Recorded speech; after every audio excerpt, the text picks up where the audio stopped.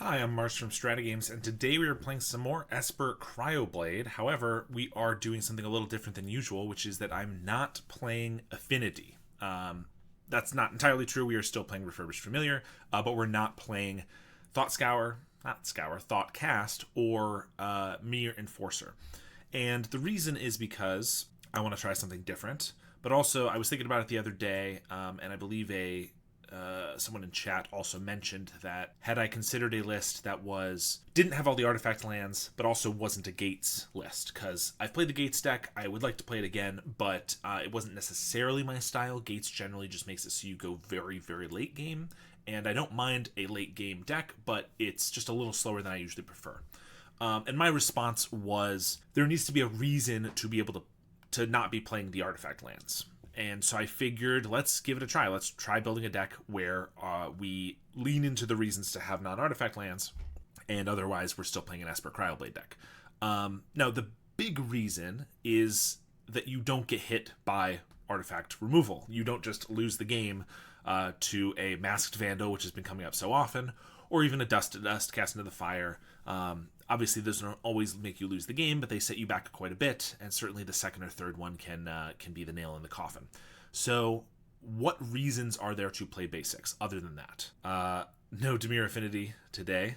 Not today. We did that on Wednesday, and I'm sure we'll get back to it at some point. But what are the reasons to play basics as opposed to, or just in general, lands that are not artifact lands?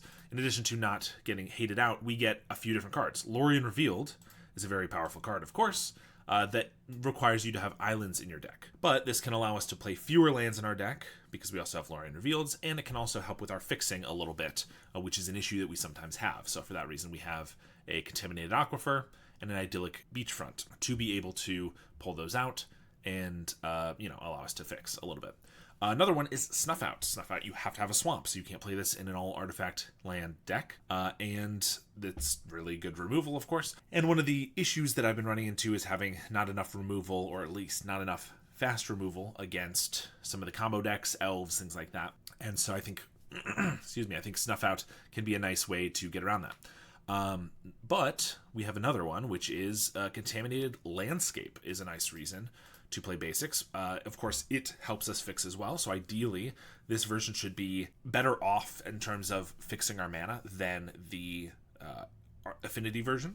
For that reason, we're not playing any compasses or anything like that in our main deck, but Landscape can also just turn into a new card in the late game. So between Landscapes and Lorien Revealeds, we're hedging quite a bit against getting flooded. Obviously, it can still happen, but we're doing our best to not let it happen. And those are the main benefits here. So we're playing two islands, one plains, one swamp. I wanted to have enough islands to grab the Lorien Revealed. Of course, we have 4 total islands because we also have the 2 tap lands. I am still playing some bridges. We're playing currently 2 Mistfall, 2 of each. And that's because we're still playing Refurbished Familiar. I could remove this entirely, but it is the second best artifact, probably in the format, maybe the third after Synthesizer, certainly in our colors, to pick up with a Glint Hawk or a Skyfisher after Cryogen Relic. And so not playing it at all feels like a mistake, so I'm still trying to play enough artifacts to make it a viable card to play. For that reason, we also have a Ancient Den and a Vault of Whispers. We have a lot of different lands here, and we also get to play a Pachuca Bog, as well as playing basics in case we go up against an initiative opponent or a wildfire opponent or anything like that. Also, after cutting all of those affinity cards and some of the other cards that were artifact centric, we had some extra slots. So I'm trying this out. I believe it might have been Ben Fraley who suggested, someone in the chat though, suggested Monarch, one of like Palace Sentinels in the deck. And in the affinity list, I don't know if that's the right thing to do, but in this list, I needed more threats since I took out all 4 of the enforcers. And so I put in, despite all of my protests against it recently, I did put in some inspectors. It's still not my favorite card ever, but it does help our artifact count for familiar. It helps us get a Core Skyfisher down if we have nothing else but an inspector to pick up. And it's just a blocker, helps us against red, and it helps us against it just helps us have more threats if we are able to remove their creatures and attack them for a little bit. And because we have all of those white creatures, Prismatic Strands becomes a real card, I think. And so pairing up the Prismatic Strands with Palace Sentinels feels like an interesting idea, so let's give that a try. Hello, glad to catch you live. I love your YouTube channel. Thank you very much for that. I appreciate it, and I'm glad that you're here able to catch me live as well. We are almost done here, just going through the deck. Otherwise, it's pretty standard. We, of course, have our Cryogen Relics. I'm still doing 2 Tithing Blades, 1 Grim Bauble, and 4 Refurbs to pick up for our artifacts. I'm still playing a Raven's Crime. To be honest, this might not be as necessary. We are trying to play a little bit more of a controlling game. You'll notice we have a little more removal. I'm playing 4 Cast Downs and 2 Snuff Outs, as well as still our Suffocating Fumes, Tithing Blade, and Grim Bauble. So we have a lot of removal, and that's partially because I wanted to be able to have the Monarch and keep it. But we also have a lot of other ways, as I mentioned, to use our mana or our lands with Lorien Revealed and Contaminated Landscapes. So I don't know if Raven's Crime is as necessary in this version, since we have other ways to use our lands, but we're still giving it a try. I am still playing Blood Fountain. You can make an argument for Omen of the Dead, which combos with Core Skyfisher very nicely, but we're still playing the Refurbs, and so Blood Fountain combos nicely with Refurb for 2 reasons. One, we need to make sure we hit that affinity count, which is a little harder with not as many artifact lands, and also we just want to be able to bring back 2 creatures, and Refurb's one of our best creatures to bring back. We have a couple Thraben Charms as well to do all the various things Thraben Charm does, and Suffocating Fumes to wipe the go wide strategies. So that's pretty much our main deck. For our sideboard, we have, I didn't switch this out. I was trying this instead of Drown in Sorrow Shrivel. So we have Dust to Dust, Blue Blast, Fairy Macabre. I've been trying to win against Spy, and Fairy Macabre, of course, helps against that. Still feels like it's very difficult, but we're going to give that a try. A couple Shrivels for your Elves or your Fairies or things like that. Last Rites, Duress, and Navigator's Compass. So, let's take this for a league and see how we do in Esper CryoBlade without Affinity. Alright, we are on the play here. We have all of our colors. We can get an early-ish refurb if we play the Grim Bauble. This is good enough. We definitely want some more card draw, but I don't think we're throwing this back. And just starting with our Beachfront, and we could hold up Cast Down or something here if we really want. Not sure. I mean, we could just play our Tapland or Brajuka Bog. I'm pretty sure I played against this opponent last night, and so I'm just doing a quick scan of my notes to see what they might have been playing. They were playing Bogles last night. I don't know if that's still the case. I think we'll just play Brajuka Bog either way. Sorry, your Dimir Affinity games. Tough to say how to improve that list in those colors. I personally use an Azorius Affinity list that has evolved over the years. Yeah, I'm not exactly sure. It felt tough because you're playing fewer colors than Grixis, so obviously you should be more consistent, but having to play like Darksteel Citadels and stuff just makes it kind of tough. So yeah, I don't really know what to do about it. Okay, well, we get to just refurb them. Cast Down and Grim Bauble might be useless. They could play a Malevolent Rumble or something, so like Bauble could get a creature, which could be relevant if we get a Tithing Blade, which is our main goal here, is to Tithing Blade them away. Although they have Double Edge Walker. Rancor, I'll certainly trade, but they're not going to attack. I do have Thraben Charms as well, so if they put like an Ancestral Mask on this, attack in, then I can Thraben Charm it to blow it up and then trade, which seems decent. I did get Skyfisher, so I can pick up the refurb, but because we don't have all our artifact lands, it's not going to be 1 mana, so I can't just replay it. Still seems like it's probably worth it. So I'm just going to attack in and then pick it up. We can play it next turn. All this removal, but definitely need to find a Tithing Blade. There's the Ancestral Mask I mentioned. Yeah, this is a little awkward because now if I play the refurb, I've tapped out. So if they play like another Ancestral Mask, I won't be able to block and kill it. But if I don't play the refurb, they know that we have it in hand. So they will be tipped off to the fact that I have a trick, like a Thraben Charm, which is a little awkward. I mean, our best draw would be like an artifact land, an untapped artifact land, so I could play, which I guess we only have 1 left. So I could play the refurb and hold up the Thraben Charm. Inspector, I can play that and then the refurb. I just fear if they play another Ancestral Mask, it's going to be +6, so it's going to be like 11. Take that, and then the next turn, if they don't play anything, I can like double block and Thraben Charm, but that seems kind of bad. I'm gonna Grim Bauble for no targets here, just to get Affinity down for the refurb. I'm gonna hold up my Thraben Charm. Hopefully they don't play anything and I can just go for the trade here, which looks to be the case unless they have like a pump spell or something. I will destroy the Ancestral Mask and then these will trade. They get their Rancor back, but I trade for one of their guys, which is good if I want to find a Tithing Blade. Plus, I get rid of their mask. There's the Rancor again. Looks like they might be stopped from playing their stuff because of white mana. Raven's Crime, not bad. I can now Inspector, Refurb, and Raven's Crime them. So they discard 2 cards. I have a blocker if they can't pump it at all. There's another Armadillo Cloak. Armadillo Cloak flooded. A Marthaler. What's your Azorius Affinity list look like? What are you getting out of that?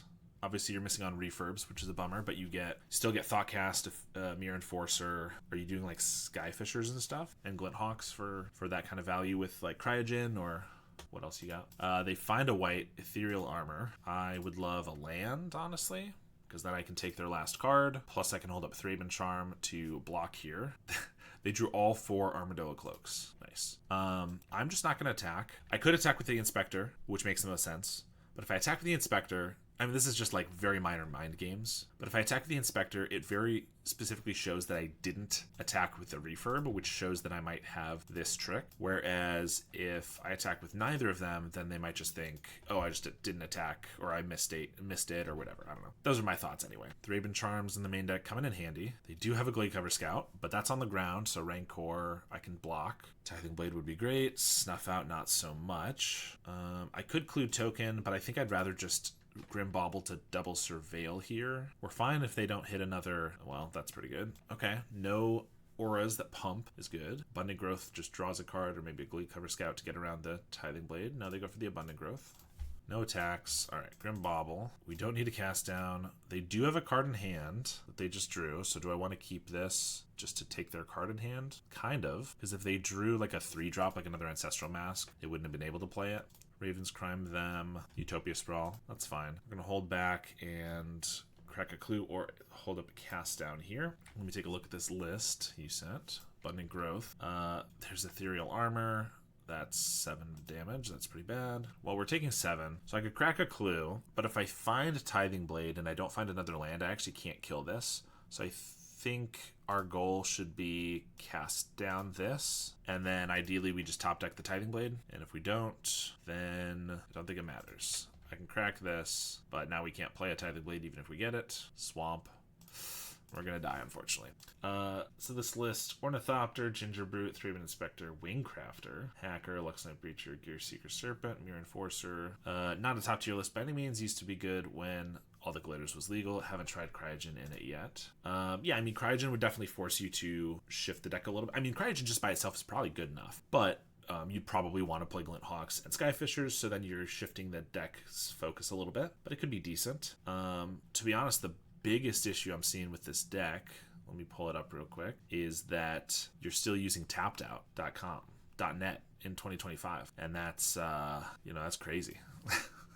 I'm just kidding. The deck looks pretty sweet though. I like it. Guilty as charged. I mean, I was on Tapped Out for forever. Now I use Moxfield. I didn't feel like there was another one that was good enough to switch over for a long time until I do like Moxfield quite a bit. And there's some other good ones too, but I just noticed the 2 of Navigator's Compass. Love that card since release, and I'm glad when it gets to equate to a full card. Yeah, Compass is a sweet one in these Glint Hawk Skyfisher lists. Great in the sideboard in pretty much any of them, and sometimes good even in the main deck. Yeah, I mean, I played Dominaria is like potentially my favorite draft format ever, and so seeing a card from that, like a random draft, a card you would not draft because it wasn't very good there in here is kind of interesting. All right, so against Bogles, we get Duress, we get Shrivel. Shrivel's not amazing, but if they play multiple creatures trying to play around the Tithing Blade, then we can shrivel them away, which is decent. Snuff Out does not feel very good. Obviously, Prismatic Strands is pretty good. Sentinels could be decent. I do like Raven's Crime just because we can take cards, and if we kill a creature and then they just are top decking, we can make sure that they can't stockpile auras in their deck. Blood Fountain doesn't seem super necessary. Fumes is good. I guess Blood Fountain, we probably don't need these cast downs. I don't mind a couple of them, but we already have Suffocating Fumes Shrivel for some stuff. Like, I don't mind a couple because if they have to go all in on like a spawn, it's decent to have, but I guess we have Tithing Blades for that anyway. Grim Bauble. Honestly, like, it's not amazing, but Last Rites I think is okay. Like, if just on turn 3 they have like a moderate creature and you can Last Rites, discard your hand to get rid of their entire hand, and then you can just find a Tithing Blade or whatever, it's not bad. This one's okay. We have a lot of tap lands, but we have a Duress to stall them a little bit. take their best aura. We have an Inspector as a blocker, and we have a Shrivel if they play a creature without protection. Utopia Sprawl. So yeah, I'm just gonna duress, because here they could play like a Bogle and like something else. Let's just see what's going on. They have one Bogle, Rumble, Cartouche, Armadillo Cloak. Armadillo Cloak's probably the scariest. They could play Bogle and a Cartouche in the same turn. They could Rumble to find something else. We can wipe the Rumble token away, so that's not a big deal. I think it's just Armadillo Cloak, probably. Play an Aquifer. Turbo Colossal Dreadmaw deck when you can use Spider X to dodge Cast Down. That's true, but you're playing a 6/6 for 6? That doesn't seem the best to me, even with some other abilities. I mean, dodging Cast Down's real, but it doesn't dodge, you know, Snuff Out and a bunch of other stuff. They Bogle and then Rumble. Well, this is going to be really good for Shrivel. They choose Ancestral Mask. So this is their hand that we know about. I'm just going to Shrivel these away, then play a Beachfront. Hey, what about this list? Command Bridge is playable. Depending on the list, I think it can be playable. They find a Glade Cover Scout. That's not fair. You have... okay, so it's Esper Cryo still, but we have 4 command bridges. Oh, and we have red in the sideboard. Sure, Kark, because that's one of our main weaknesses, is go wide decks. Otherwise, it's pretty standard, but you also play 4 of Navigator's Compass in the main deck. Command Bridge, of course, is pretty decent in this deck because you have blood tokens, compasses, cryogens you can tap. That's an interesting idea for sure. They played a Glade Cover Scout with a Cartouche. I guess we just play an Inspector, hold up Cast Down, Prismatic. Prismatic can be really good if we can find a turn where we can prevent their damage while killing their creature. But for now, they have an 8/8. I think I'm just going to Prismatic Strands to use our mana here. Oh, they also played this Growth, I believe. Refurb can take a card from them, which is decent. We want to play it before we crack the clue. Discard a Forest. Crack this in case we find like another Refurb. There's our Tithing Blade. So I kind of want to hold this Lorien in case we get another land. But if they can't make another creature, then I can cast down the Warrior next turn and then Tithing Blade the Glade Cover Scout. Rancor, all right. Trample, but we have the Prismatic Strands. So let's just flash that back. Prevent green damage. Oh, of course, they have a Ledgewalker. So now I need a Shrivel to kill these two and then Tithing Blade. Thraben Charm helps. I can get rid of Rancor temporarily so that it loses Trample, or I could just get rid of the Ancestral Mask. This gives First Strike. No, it gives a Vigilance guy First Strike, so it's still a 4/2, so I won't be able to trade with it. Okay, but I can Thraben Charm away the Ancestral Mask. That's still pretty good. Sentinel's Eyes, not a big deal. Vigilance, oh, but that was from Graveyard. And they have an Ethereal Armor. Well, that's worse. So I could get rid of the Rancor, and I could block all of this damage this turn, but the Rancor comes back, because if I had double Thraben Charm, I could blow up the Rancor and then exile it from the graveyard, but that's not going to work. So then I just die next turn if I don't find like the Shrivel off the top, or I guess another Tithing Blade. So I probably just blow up the Ancestral Mask, which is currently giving plus 12, but they still have an Ethereal Armor, so it's still dealing a ton. 11. I'm going to cast down the Warrior because this opens up my ability to draw another Tithing Blade as an out. Refurb, 1, 2, 3. I can play that to draw a card. I might as well. Landscape.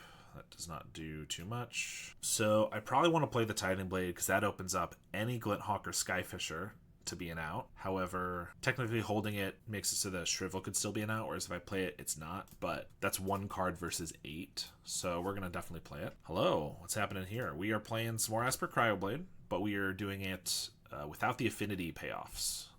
Well, we still have Refurb, but without Thoughtcast or Mirror Enforcer, so we're playing some other stuff like Lorien Reveal. I'm just going to leave these back because it could matter, blocking and surviving. And sorry, I don't think that deck list is quite accurate. I meant to do this beforehand, but let me export this and put it out real quick. I mean, this is a quick look at the list, but they found a Rancor, which is 14, which means block, block, block, and I take 10, so we die. So let me update this command real quick. I guess let's look for another match. I mean, that should be a decent match for us, I think. Oh, this didn't work. Esper CryoBlade, no Affinity. Oh, because it's, right. It needs to export as this guy. Or to show up here. We are on the play again here. Alright, that command should be updated now. Should be the actual deck. We have no black, which is awkward for these, but we do have Cryogen and Skyfisher, so I think it's good enough. If we have no Affinity payoffs, why not pick lands or gates? I mentioned at the beginning, gates is a cool deck, and I'll probably play it again, but I don't generally love how playing gates... Well, first of all, even though the gates can be tapped for any color when they enter, the mana is still a little awkward because you play 4 Basilisk Gates, which are colorless. But also, I just don't generally love how gates makes your deck very, very slow. Like, even slower than what we're already playing. So I figured I'd just try something different. And as far as why not pick lands, I'm not sure what you mean by that. I went over some of the reasons to be playing... I'm just trying something out, basically. But Snuff Out is a reason to not play gates. Lorien Revealed is a reason to not play gates. And Contaminated Landscape is another reason. So we have a few different reasons why. Is it good? I don't know, but we're trying it out as a new thing. Well, we definitely need some black mana here. Looks like we're against Gardens. The lands, you can pick a color like the gates. They're great to fix your mana. Yeah, like I said, we're playing the basics for Snuff Outs and for Lorien Revealeds and Contaminated Landscape. Thriving Go, yes, yeah. Yeah, the Thriving Lands. I know what you're talking about. Vault is a great draw here. So I could just slam a Palace Sentinels, which should be really good against them. Now, if they have like a Thorn and they just like slam that and have a removal spell for our Palace Sentinels, that's pretty annoying. But I think we're just going to go for it. Yeah, I mean, if I was going to do the Thriving Lands, I would just do Gates instead. But yeah, I'm not saying this is better than Gates or Affinity or anything. I'm just trying out a different list. They have a Wellspring, so no Thorn of the Black Rose is great. We also got another artifact land, so I can play Cryogen and then a Refurb for 1, which is pretty sweet. But us having the Monarch, our 1-of Monarch in this matchup is really good. Also, that Hawk is a pretty good draw. Start with the Relic. Bridge. I guess I was going to say I should swing. They do have a map token, which means they could pump this, and if they can kill our blockers, they could get through. So I guess 2 damage is probably not worth it. I'm going to play a Familiar and a Glint Hawk here, so the chances they get through all of those is pretty low to me. I don't yet have a black Swamp, so Snuff Out is not quite online, which is a little annoying, but we will get there, I'm sure. Although if I play Glint Hawk, I pick up the Cryogen, I draw a card, and I draw a card for Monarch, so I'm going to have to discard. Whereas if I don't pick it up, I don't have to discard. But I think I'd rather just play it. Like, Snuff Out's not a very good card in this match anyway, so I'm happy to discard that, especially because I can't cast it right now. And so we'll just pass. Skyfisher's decent. I'll probably just cycle this Lorien because I don't know if we need more card draw beyond Monarch and Relic and stuff. They bargain their Wellspring, map onto the plant, find a cast down, which they're going to keep on top. Haven't played a land yet. They have a blood token, or a blood fountain. They don't have a land. Man, we are out controlling one of the harder control decks in the format. That's pretty cool. I think we'll just Tithing Blade the plant away so that I don't have to worry about it potentially taking the Monarch ever. This also allows us to attack for 6 with no hesitations. And then probably cycle Lorien for... They have a Spinning Darkness, sure, that's fine. Hit for 4 then. Cycle Lorien, I could use more black mana. I don't really need an untapped land here. Play that, and probably just Cryogen. I don't really need to play more Refurbs. It's less mana efficient, unless I also play the Glint Hawk, and I'd rather pick up the Cryogen with the Glint Hawk. Plus, this is all about value, not necessarily speed, so we have a ton of value in our hand. I mean, every Glint Hawk or Skyfisher represents 2 additional cards with the Relic. Refurbs are going to make them discard 3 cards here. Bojuka Bog is a nice follow-up since they have a Blood Fountain. Play a Wellspring and they use their cast down. They have a Bog, I'm guessing. Yeah, totally fine. 5 cards in hand. I can make them discard 3 of them. That seems pretty good. Making them discard 3 with the Refurbs is a little all-in, because then if they just have like a Crypt Rats, they can wipe our whole board, but it's not necessarily the worst thing ever. We still have more creatures coming. I'm probably going to end up playing Glint Hawk and replaying the Relic anyway, so I guess we'll just start with that. Snuff Out, sure. Play it again, and then yeah, I'll triple Refurb them.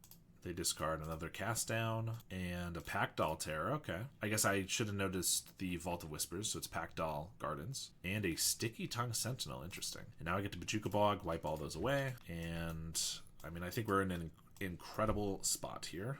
This 1-of Monarch is doing the Lord's work in this match. They do have the Crypt Rats, but that's okay. They wipe the board and play a Colony Garden. They have 1 card left in hand. We'd have to find our Raven's Crime or like a Blood Fountain to be able to pick these up to take that card. I kind of also just want to like Bojuka Bog away the Crypt Rats so they can't get it back to the Blood Fountain, but I don't think I really need to do that. I think we'll just keep the card draw rolling, picking up the Relic, playing it again, playing another Relic, a whole bunch of lands here. There's a Blood Fountain. Play that. Maybe I should have Grim Baubled this plant. I don't think it'll be a big deal by any means, but I had the mana, and putting the Blood Fountain down right now doesn't really matter. At least I could have taken away a little bit of the resources they have. Because theoretically they could like cast down the Skyfisher, map, get a map, put it on the plant token to try to take the Monarch, although we have a Snuff Out, so it's not actually going to work, but that is an option they could have. They go for a bargain, and then Fanatical Offering the plant. Okay, well, they're not going to be able to map onto it then. There's a Wellspring. We have so many permanents on the battlefield, plus an emblem. I should probably also take a bit to just flip this Tithing Blade, just to have a little bit of reliable damage. It's small, but it'll add up for sure. If we want to do that, we have access to 4 other mana, which could be a Blood Fountain. Although they have 4 cards, I could just Blood Fountain, 2 refurbs, Skyfisher refurb again, put him down to 3 cards, or put him down by 3 cards. That actually feels really good. If they just don't have cards, how are they going to do anything? Then again, I guess that puts a whole bunch of creatures on the battlefield that they could just Blood Token back the Crypt Rats and wipe. I could just take 2 cards, and then if I want, I could Skyfish or Bojuka Bog them. We also have 2 Thraben Charms in the deck that I could try to draw to have like an instant speed way to blow up their graveyard if they go for the Blood Fountain. Sure, nothing bad could happen from trying to draw more cards. Pick up a Cryogen, Inspector, let's play it again. Raven's Crime, well that can take 3 of their cards right now, and if I draw another land, I'd be out of cards, so, well, let's just Raven's Crime again, and again. I mean, they've been just drawing lands, it looks like, so we're just trading lands here. Yeah, 3 lands. I guess we just play another Cryogen here. Draw off Monarch. All right, we should focus on dealing them damage, I think, because we have 25 cards in library. The chances of us milling out are very low, but that is a way that they could win the game. So let's try not to let that happen. They have another Blood Fountain, but they just pass. Let's attack for 4. Flip this Tithing Blade off 1 refurb, because I don't think I'm getting all 4 of them back anytime soon. They have 1 card in hand, so let's make them discard it with this Raven's Crime. I should have done that before anything else, but they have a cast down. Yeah, well, we got in for 2 damage, so that's not bad. And then I'll play one of these Inspectors. They're probably going to bring back their Crypt Rats with a Blood Fountain here. Maybe not. Just, they don't have a lot else going on, so I figured they would be willing to cash one in. They just pass the turn. Okay, ping them for 1. A game of paper cuts. Indeed. This is how most matches like this go. Super grindy deck versus super grindy deck. Snuff Out. Sure. Seems pretty locked in, not gonna lie. Yeah, I mean, we basically have the game as long as we don't throw, I think. So let's just try not to do that. Best way to not do that would be probably Blood Fountain back a couple Skyfishers. Or, alright, they concede. Since they didn't have enough mana to use a Blood Fountain, I was going to Skyfisher a Bog there and take away their Crypt Rats just so that they would have 1 fewer out, and I could be more comfortable with just committing to the board, and then I can finish them off in a couple turns. But they finally had enough. So Duress is good here. Last Rites is good. I don't mind Dust to Dust because they'll probably, I mean, they have Blood Fountains, they have Wellsprings and things like that you can get a little bit of advantage of. Oh, they're also Pact Altair, so definitely Dust to Dust. But even if it was traditional Gardens, I'd bring them in for those reasons. Fairy Macabre's not bad because they have Witch's Cottage and they have Blood Fountain, plus if like they're probably going to have Monarch as well, so it's just having like an extra flyer could be relevant. Cards to take out: Fumes, Snuff Outs, Bauble. All of our restricted removal just doesn't feel very good, but cast downs, I don't know if we need 4, but some number of them is still pretty decent. Prismatic Strands could be really good if we have the Monarch, or if we get their Monarch or take their initiative, but also if they have like a Crypt Rats and we blow them out with a Prismatic, that could be really good. Inspectors, just having as many creatures as possible is kind of what you want here. Tithing Blade is good because it can be a win con very slowly. Raven's Crime's great. I think because we'll keep in Tithing Blades and Thraben Charms, I can maybe cut like 2 cast downs, bring in like a Fairy Macabre. I think this seems fine. Let's give that a try. Okay, no white mana is pretty annoying. We do have a Blood Fountain.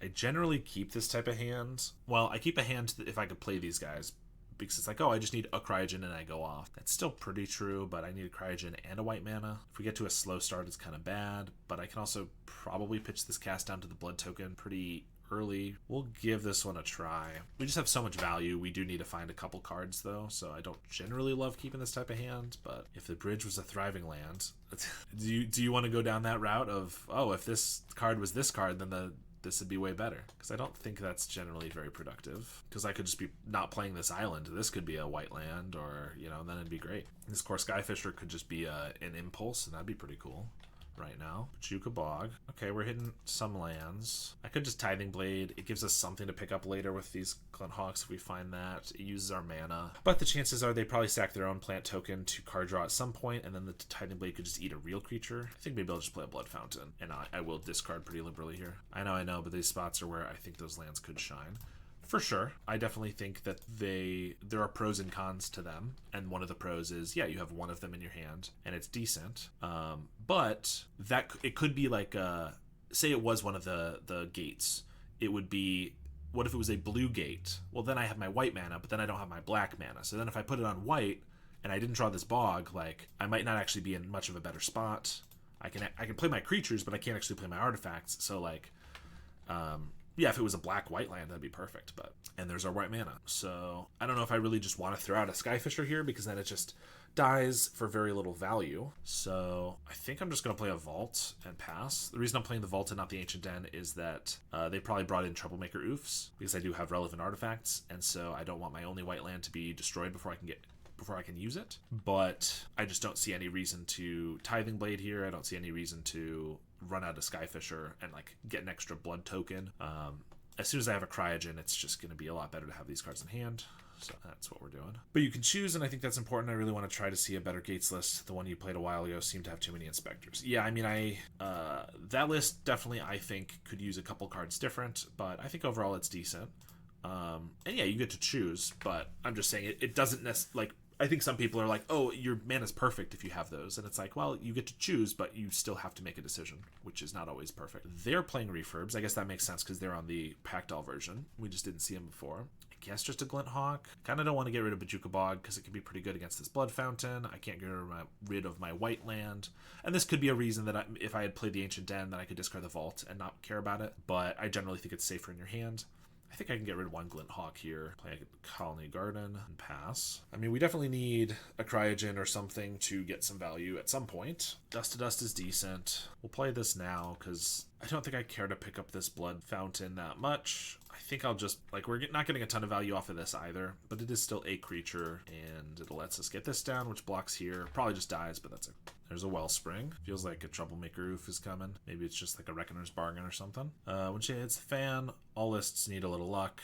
I like both styles, just interested in seeing the Gates non-artifact mana base more refined. The artifact hate hurts a lot. I agree. I mean, that's the very reason I'm playing this deck right here, is to see if a version that doesn't get hit by the artifact hate is better.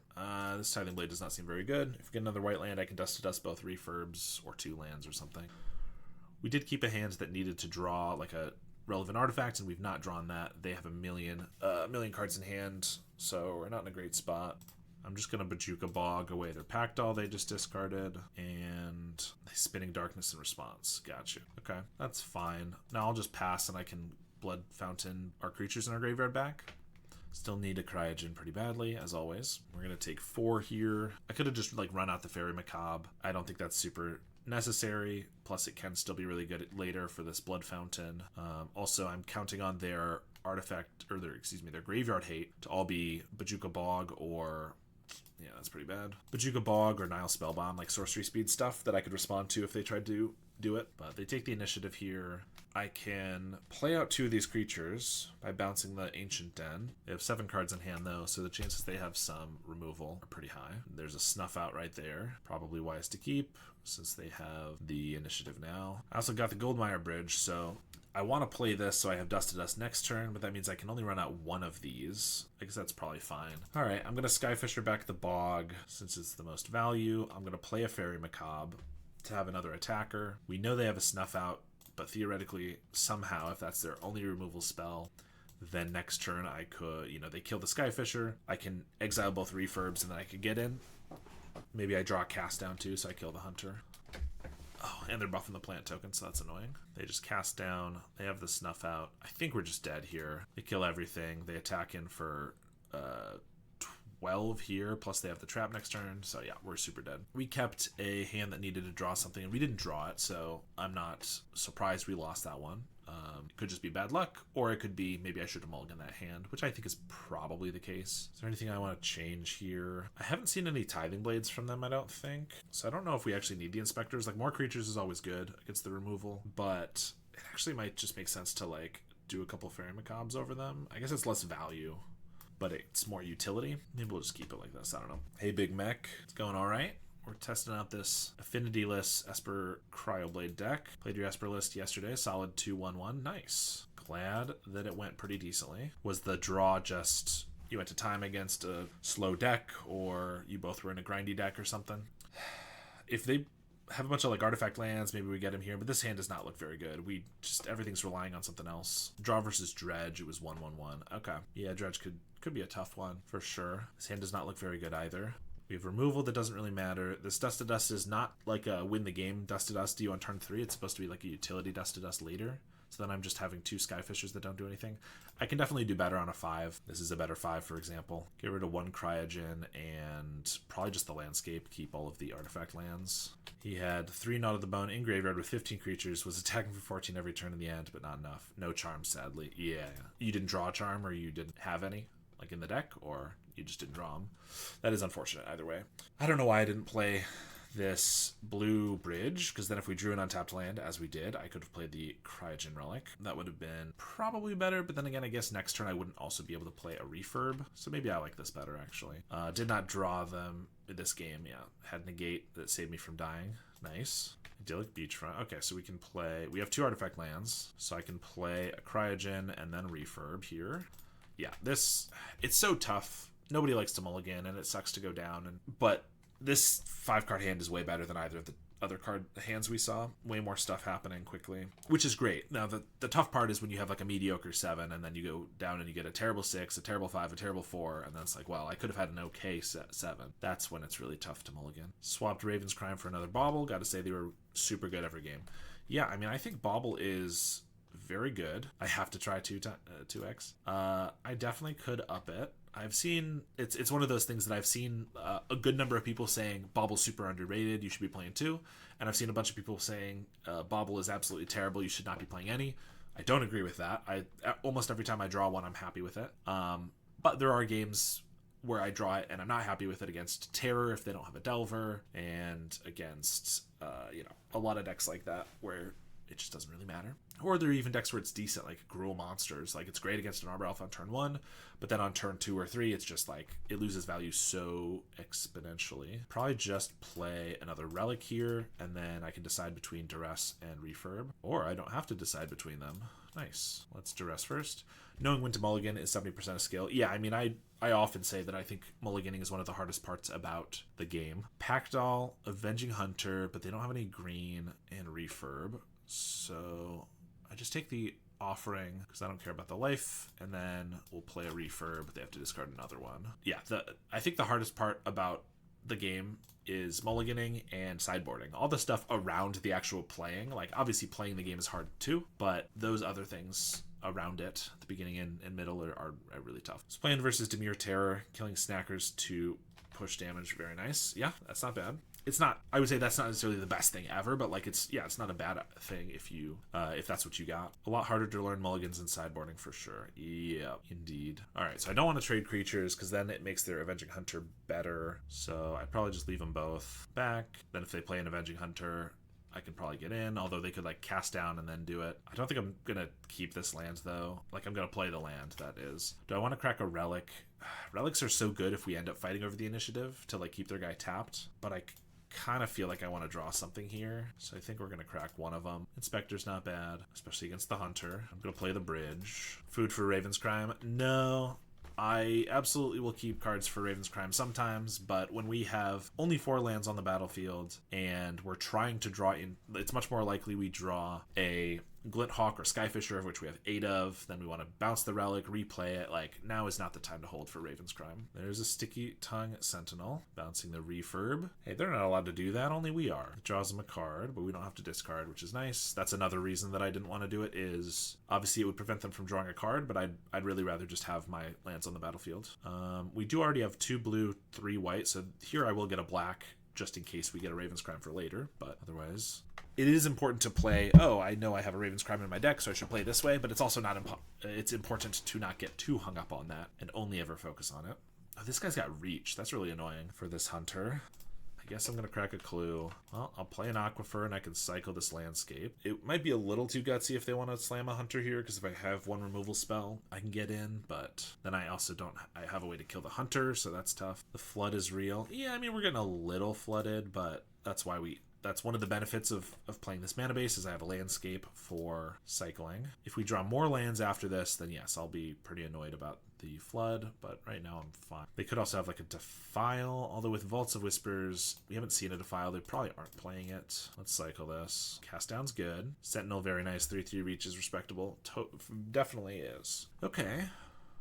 These are great cards. If they don't have removal, I mean, if they don't have Defile, Snuff Out doesn't work, Spinning Darkness doesn't work, then I can cast down the Sentinel, attack in, take the initiative. I might as well see what I'm drawing off this relic first.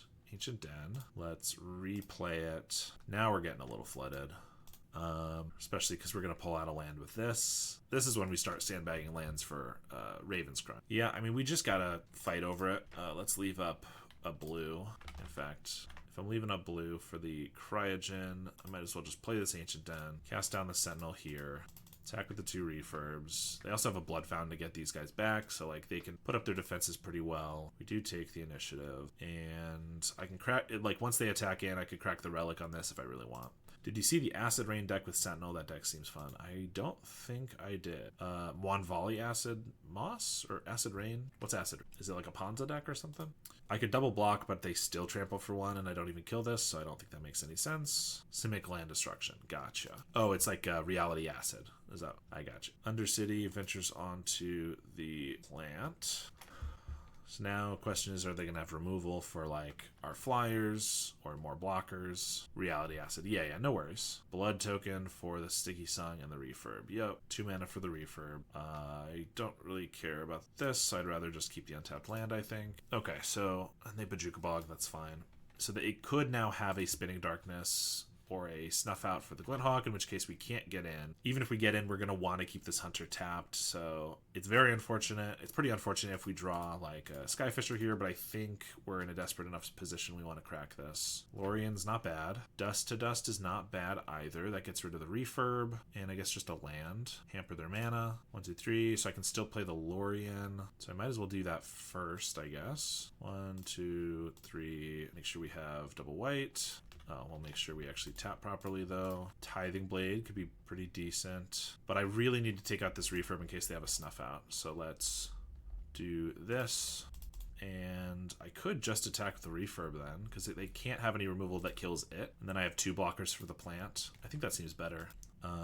Do I want to forge? It makes blocking easier, I guess. Part of me feels like I maybe should just scry, but now we have a blocker for this. If they kill that, I can still chump if I want.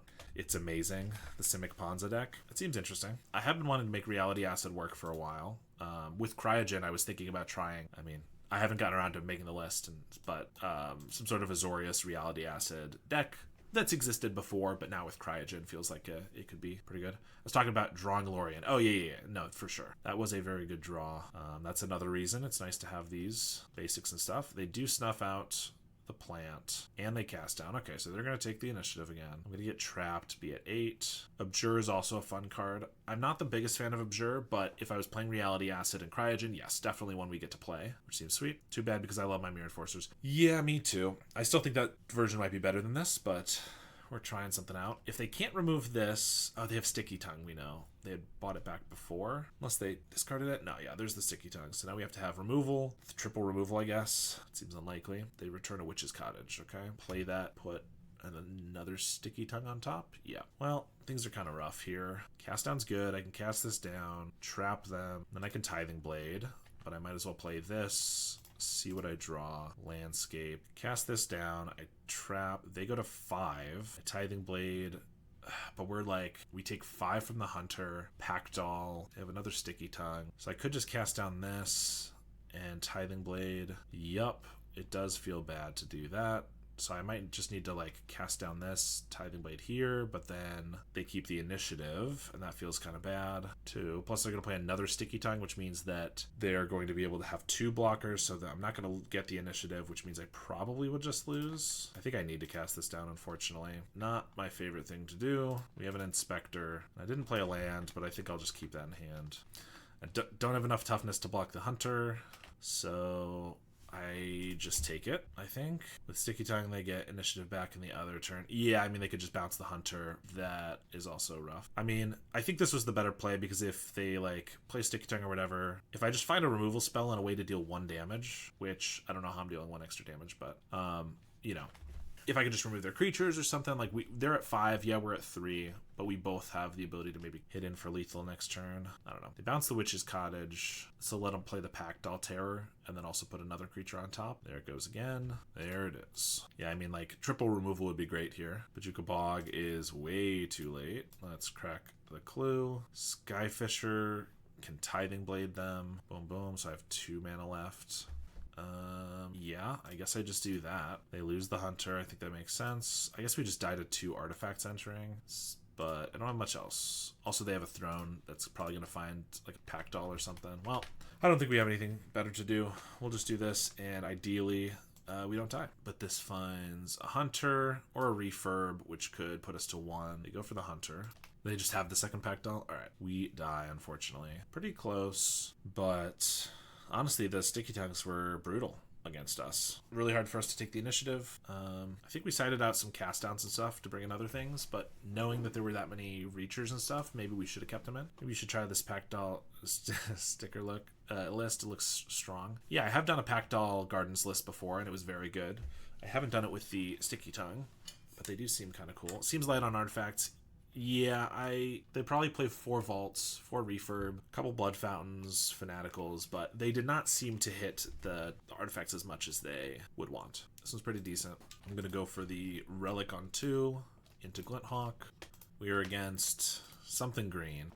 Generous Ent, so Elves, Spy, Radiant Grove. Okay, maybe not. Forest, and a Sakura Tribe Elder. Generally, I would say Spy off of that, but the Grove is throwing me. Let's Glinthawk. Lately, I just want to play good old Pestilence with food. I think that deck's pretty decent right now, honestly. Jank Spy. It could be. They pulled out more white. If I had to guess, I'm going to guess some sort of just Selesnya ramp deck, maybe similar to the one I played the other day. I kind of want to get down black mana, obviously, but then I'm not playing anything here. But then we get to start refurbing. I will play this instead of the Cryogen, which hurts a little bit, but I think getting black mana going is good. Jewel Thief. Yeah, I think it's just like Selesnya monsters, basically, would be my guess. Let's play another Relic and swing for 2. Refurb, and then Bajuka Bog to get more black mana down. No Spy then? I am assuming so, and that is definitely okay by me. I play against way too much Spy. Nobody needs to play against Spy. That's a punishment worse than death. There's Avenging Hunter. Ugh. You'd think I'd be happy about this because I have a bunch of flyers, so I can take the initiative, but it's like, I don't have the toughness to actually survive against it. Oh, and they have an Arboreal Grazer to block. Cast Down's a great draw. Nothing a well-placed Charm doesn't solve. True. Yeah, so I could just... Problem is with the Grazer, I have to attack with both. So then Jewel Thief, I can't get past... I can get a Swamp, so I can play double Refurb and Cast Down. That seems good. Swing, get the initiative, Refurb, Cast Down. I guess we'll pass. The list that I was playing the other day was playing Vines of Vastwood in the main deck, so part of me wants to just Cast Down when they were tapped out, but maybe it's fine. So here, I could double block the Jewel Thief, and then I can Cryogen the Hunter to keep it tapped for a turn, and if they play something else, I can cast that down. I kind of like that. Although, actually, they're going to make this Grazer big. It's going to be a 2/5, so I might have to cast that down. That's annoying. Have you considered Gearseeker Serpent? Well, for this list, where I'm running fewer Affinity cards and fewer lands, I would not play Serpent, but if you're saying for the Affinity version, I have considered it. I haven't tested it. and it could be decent, but I have thought about it. Every time to me, it just seems like a worse mirror for there. It just seems like a worse mirror enforcer. Obviously, it could be your 5th and 6th copies of Mirror Enforcer, so maybe it's fine. Goliath Paladin. So they are playing a similar list to what we were doing before, to what we did the other day. We played basically this, but we weren't doing the Steve or the Grazer. We get trapped, so I'm going to Cryogen the Hunter. I can cast down the Goliath Paladin, and I can attack. Actually, with an Inspector, I might not have to cast down the Goliath Paladin, because I can just chump it, which is pretty nice. Forge. Oh, I should have played the Inspector first, then forged onto it, because then I would have a 3/4 that could block the Paladin. So that was a mistake. Let's buff the Glint Hawk. So I should have done that. But let's play an Inspector. Play a Blood Fountain. No, I'd rather... yeah, we'll play the Blood Fountain. Then I have Cast Down, and I have Landscape or Clue, or I could just crack the Blood Fountain for 2 refurbs. But yeah, I made a bit of a mistake not playing the Inspector pre-combat there. Ram Through. Well, that would just be lethal, so let's not let that happen and hope they don't have another Ram Through. Or Vines or something. Wasn't expecting the Ram Through, but that's definitely makes some sense with the Trampling Hunter. Just a nice way to clear a blocker for getting the initiative back. Also just your removal. When you're in a Celestia deck, you don't have the best removal. I feel like if they had something, they would have... Yeah. So they just lost connection to the game. I guess you can't see that. It pops up down here, I guess. I'm assuming they rage quit because of the timing, but I will say Magic Online has been having some bad issues of kicking people out recently. I've had a lot of opponents disconnect. I've disconnected a few times. But the timing seems a little suspicious here. So I guess they don't have anything. I mean, if this goes through and they don't have anything, then I get to chump here. I get to crack a Clue. I can attack for 4. We get to trap them down to 5. Plus I get to Blood Fountain back 2 refurbs, replay those for making them discard their whole hand and drawing some cards. So definitely a pretty good spot for us. This Dimir Pestilence looks pretty sick. That does sound cool. Kenku, Metallic Rebuke, okay. Okay, it's still going food. Yeah, it makes sense. Lembus and Nutrient Block, Cryogen. Yeah, it seems kind of cool. Feels like you probably don't even need these islands. Like, you already have a lot of blue sources, and you want pretty much all your blue sources to be black sources too. So unless there's a reason that you're like pulling out basics, I don't know. It seems cool though. I like it. That was a real high roll kind of play. The Ram Through, you're saying, or something else? Well, while we're waiting on this, here's the deck, in case anybody has not seen it yet. We will probably try to get in another league with it as well. I mean, we're only about halfway through this one, so we'll see how long they take. But if people have suggestions, I might be willing to make some edits for the second league. Keeping with the non-affinity, non-gates, deck that I'm trying out for this one. But I mean, the Palace Sentinels was really good the one time we drew it, so I could see trying to like increase the package, putting 2 of those in, maybe 2 Prismatic Strands. Could be kind of cool. I don't know. We got some options. I do appreciate that it gives you a good long time to get back in, because there are sometimes those issues where you disconnect and you're trying to get back into your game and it takes a while. But when your opponent rage quits and it takes 8 minutes to go on to the next match, it can be pretty annoying.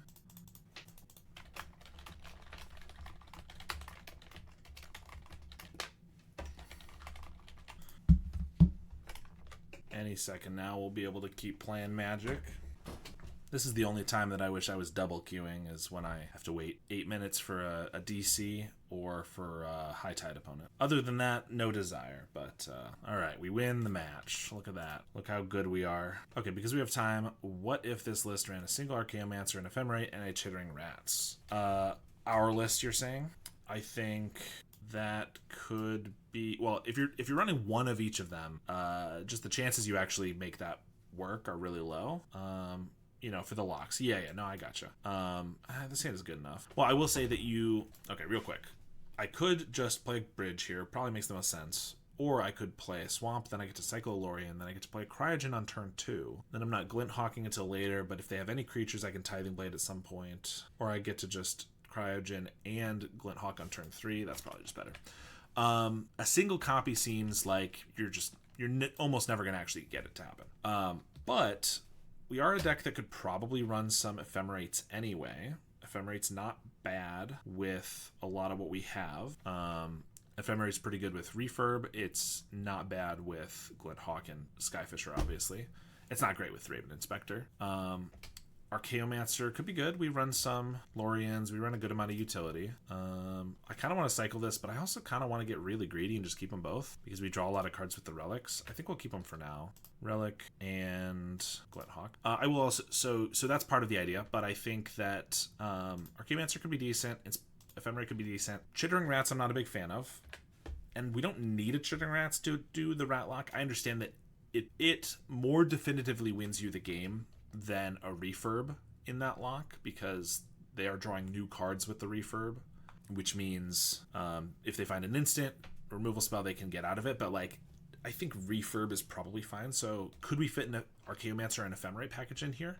We probably could. I think that sounds kind of cool. Also, we've drawn the lands, so I'm now kind of happy I kept these. Do I just Tithing Blade this away? I kind of don't want to Fumes right now because if they play like refurbs, it's really good against that. And I could just do more Cryogen Relic bouncing and stuff, but then we're going to start discarding. I think we'll Cryogen, and then I might just Tithing Blade this hero away. Yeah, that seems fine. Inspectors would probably need to come out for space. Yes, I agree.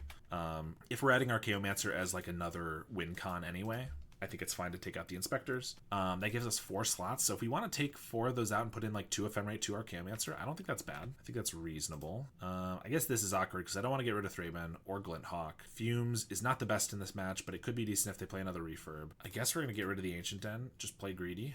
Because, you know, I'll probably draw another land with this Glinthawk Relic. And there's a Wellspring. Yeah, I think that's an interesting way to take it.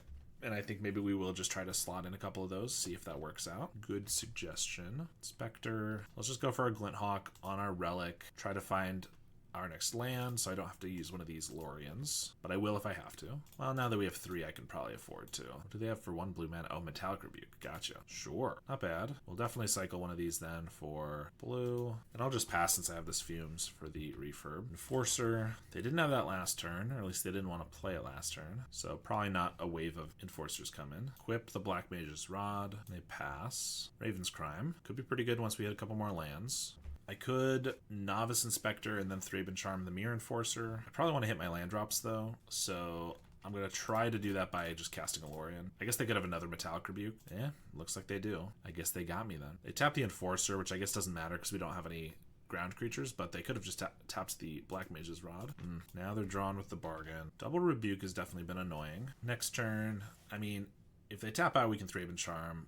I don't really want to take 5, but I also don't, I mean, double blocking, they probably have a Blast, that's bad. I don't really want a single block, just chump block that is. There's a Munitions. Okay, we have a Thraben Charm for that. Maybe not the worst thing ever then, but then we still have an Enforcer we haven't dealt with, which is annoying. But Munitions plus like a Galvanic's pretty close to death, so I think we have to kill this. We'll just blow it up and see if they want to throw anything first. And hello there. Juanito. Viento. How's it going? They do throw a land. Okay. So now I could Fumes this away. Feels like I need to block because otherwise like a Galvanic plus some other stuff can just finish this off. I could just Inspector. I guess if I had tapped differently, I could double Raven's Crime and Inspector. Whereas now I can only single Raven's Crime. That's kind of annoying. Not that I hate playing the land anyway. I guess we'll just play the Inspector, play the Bridge. We can crack a Clue. I can just leave these guys as blockers here. And we'll just chump. I think that's probably best here. They're going to pass. Let's crack a Clue. Cast down's decent. I worry if we Lorien revealed and like mostly tap out, we might just die to a bunch of spells here. I think we'll just cast down here. If they want to like Reckoner's Bargain or whatever, that's fine. But at least we get this Black Mage's Rod gone. Like off a creature for now. Yeah, in response they're going to blast. And they have the other blast? Yeah, that's what I thought. Which means they have no other spells they could have cast. Otherwise, we'd just be dead. Ravens Crime them. They discard a land. Their last card's also probably a land. They're not going to block. They're going to go to equip this, and then I'm going to Fumes. I'd like them to waste that 3 mana, so I'm going to do it on their turn. I didn't play this land because I wanted it for the Ravens Crime, which is not terrible, but maybe I should have just played it for the Lorien revealed. They play a land, probably the last card they had in hand. We're going to wipe their guy. Oh, now they just... well, they top decked the Galvanic Blast, so I guess good for them. You get Dust to Dust, Blue Blast, Duress. Snuff Out's not great. Prismatic, not great. Fumes I don't hate when they have Black Mage's Rods, because that means they have Rods, Krarks, and Refurbs that it can hit, which is decent. Sentinel seems decent. Bauble, however, like picking off just one of those isn't the best thing ever. Tithing Blades aren't great. Also, Fairy Macabre is decent against a Black Mage, or not Black Mage, Rod, a Blood Fountain. But we already have 3 Charms for that. Maybe just like an Inspector. No lands. No lands again. Well, we're going to keep this one. I don't really feel confident that we're going to be able to keep the Monarch with a few lands. So few lands. Or cards, I guess. I mean, we're going to keep all 3 of these. Probably just gets rid of like Blue Blast Palace Sentinels then. I mean, maybe I want to keep the Palace Sentinels because it's a way to get out of this. If we keep that and cast down. But if they play 2 creatures, then like 2 refurbs, suddenly I can't do anything about it. I don't know. Play this. I probably should have played a landscape first to get white so I could get the Inspector going. But this way I hold up a Blue Blast, which I guess would only matter if they had like a Cast in the Fire here, which I don't have the artifact lands, so it doesn't really matter either way. Okay. I did bring in 3 Blue Blasts because they have some decent utility. It's not a match where I want this many of them, though. 2 mana Thoughtcast. You got it. Gonna crack a clue. Lorien. Get a blue-white. Play that. Attack and pass. I'm jealous of their Thoughtcasts. Should have been me. Alright, sack this for a black mana. You get a Dust to Dust. That's not a bad draw. I mean, I'm definitely taking away this black mana. Is it worth it to take away another land? Probably. We kind of need the time. Like, we get decent value by taking the Wellspring, but I think we just get rid of a couple lands. Vault of Whispers. There's a refurb. Get rid of one of these blasts. I mean, I'd take my other Dust to Dust. Raven's Crime. I mean, we might as well make him discard a card, or maybe it just doesn't matter enough that we just save it for later. Yeah, I guess it doesn't, like 6 cards. They discard whatever, it doesn't really matter, but maybe when they're down to 2 or 3, we can just take them all out of nowhere. They won't be able to play around it as well. There's a Mirror Enforcer. They tap their black mana for that, which means that they don't have a bargain or anything. They could just have a Metallic Rebuke here, though, which would be fine. I could live with that. Landscape could be an extra discard, or it could just be a cycle. Probably just keep it to cycle into a new card, but if I do that now, there's really nothing I want to play that badly. There's a Black Mage's Rod. Nothing I want to play that badly for 1 mana was my point there. That I would want to play right away. They swing for 2. Let's cycle this. Bridge. Bojuka Bog. Okay, I mean, they only have 4 cards, so if I can take 2 of them, it's not bad. Plus, if they, it's fewer spells they can cast with the Black Mage's Rod, and then I can Bojuka Bog them away if I want to, so that they can't get them back with the Blood Fountain. They discard a Galvanic Blast. I mean, that's a real card. And a Wellspring. I guess I will play the Bog. I could hold it, because maybe it'd just be more useful to be another Raven's Crime discard. But I would like to have the possibility of casting a Lorien revealed if I draw one. So for that reason, I'm going to play it. If another Wellspring, I'll take 2 off the refurb. I guess we'll cast a Duress. We're drawing too many sideboard cards, to be honest. Like, Duress is fine, but I'd rather, like, a Cryogen or whatever here. They're gonna Metallic Rebuke? They just have a negate? Sure. Can't even Glint Hawk because... I mean, it was partially my fault. I discarded the Mistvault Bridge that I could have played, but I have a lot of other artifacts in the deck that I should be able to draw, I think. Bargain away a Wellspring. Mirror Enforcer. There's a Blood Fountain. And another. Swing for 2. We get a Blood Fountain. Way too late. Actually, we have no creatures in our graveyard anyway, so this was just not a very good draw. I guess we'll discard the Blue Blast and see if we draw Cryogen or something. Oh, look. That's way too late. And now they have the Pyroblast. After I discarded the Blue Blast. Phenomenal. Alright. I did test this deck a couple times yesterday and did okay with it. I think I got a 3-2 and a 4-1. And so, you know, I promise it's not terrible. It's not doing great now. I think this is probably a keep. We would like an artifact more beneficial than a Blood Fountain to bounce. And we are slow, but we do have good mana with the Loriens. And then we have these guys for if we get a Cryogen or something. Opponent mulligans to 5, so they'll probably be on Spy and we'll just lose on turn 4 anyway. Would be my guess. Play a landscape and pass. Could be just more gardens, I guess. I guess we'll just cycle this for blue-white. Sure. I could get an island so that if I top deck a Cryogen right here, it's like, oh, perfect. But I think just making sure our colors are good on turn 3 and after is good. So we'll crack this for a swamp, and then from then on, we should be good. Bojuka Bog and a Spell Bomb. They really don't want us to have a graveyard. Get a swamp here, which is great when we have 2 Blood Fountains. Let's just play the Ancient Den. I really don't want to throw out a Blood Fountain when they have the Spell Bomb, because they mulliganed. It's possible, if it looks like we won't care about our graveyard, that they'll end up cracking the Spell Bomb out of desperation or whatever. But if we have a Blood Fountain on the fields, then they just know that's not going to be the case. Troublemaker Oof. Well, I thought about not playing the artifact land for that exact type of reason, and then thought, well, the chances they're playing a Troublemaker in their main deck are low, and if I get a refurb, I'd like to have more artifacts on the field. So that's fun. And I'm going to play this Mistfall Bridge, even if maybe they have another Troublemaker. I guess if they do and they use it on the Spell Bomb, you know, maybe the Blood Fountains become good enough, become better later. Swamp and Pass, Fumes. Well, I guess we'll run out of Blood Fountain now. I still don't care to throw out the Glint Hawks or anything, but this gives me an extra draw to try to hit that land, so maybe I can just like slam a Lorien on turn, well, 6 since we lost a land, not turn 5. They swing for 2. Suffocating Fumes probably isn't going to be very good, so let's just cycle it. Cast down. I just don't really care for this Blood Fountain when we already have one, and it's also not looking very good. Let's just get rid of that too. There's a land. We will pass. Wellspring.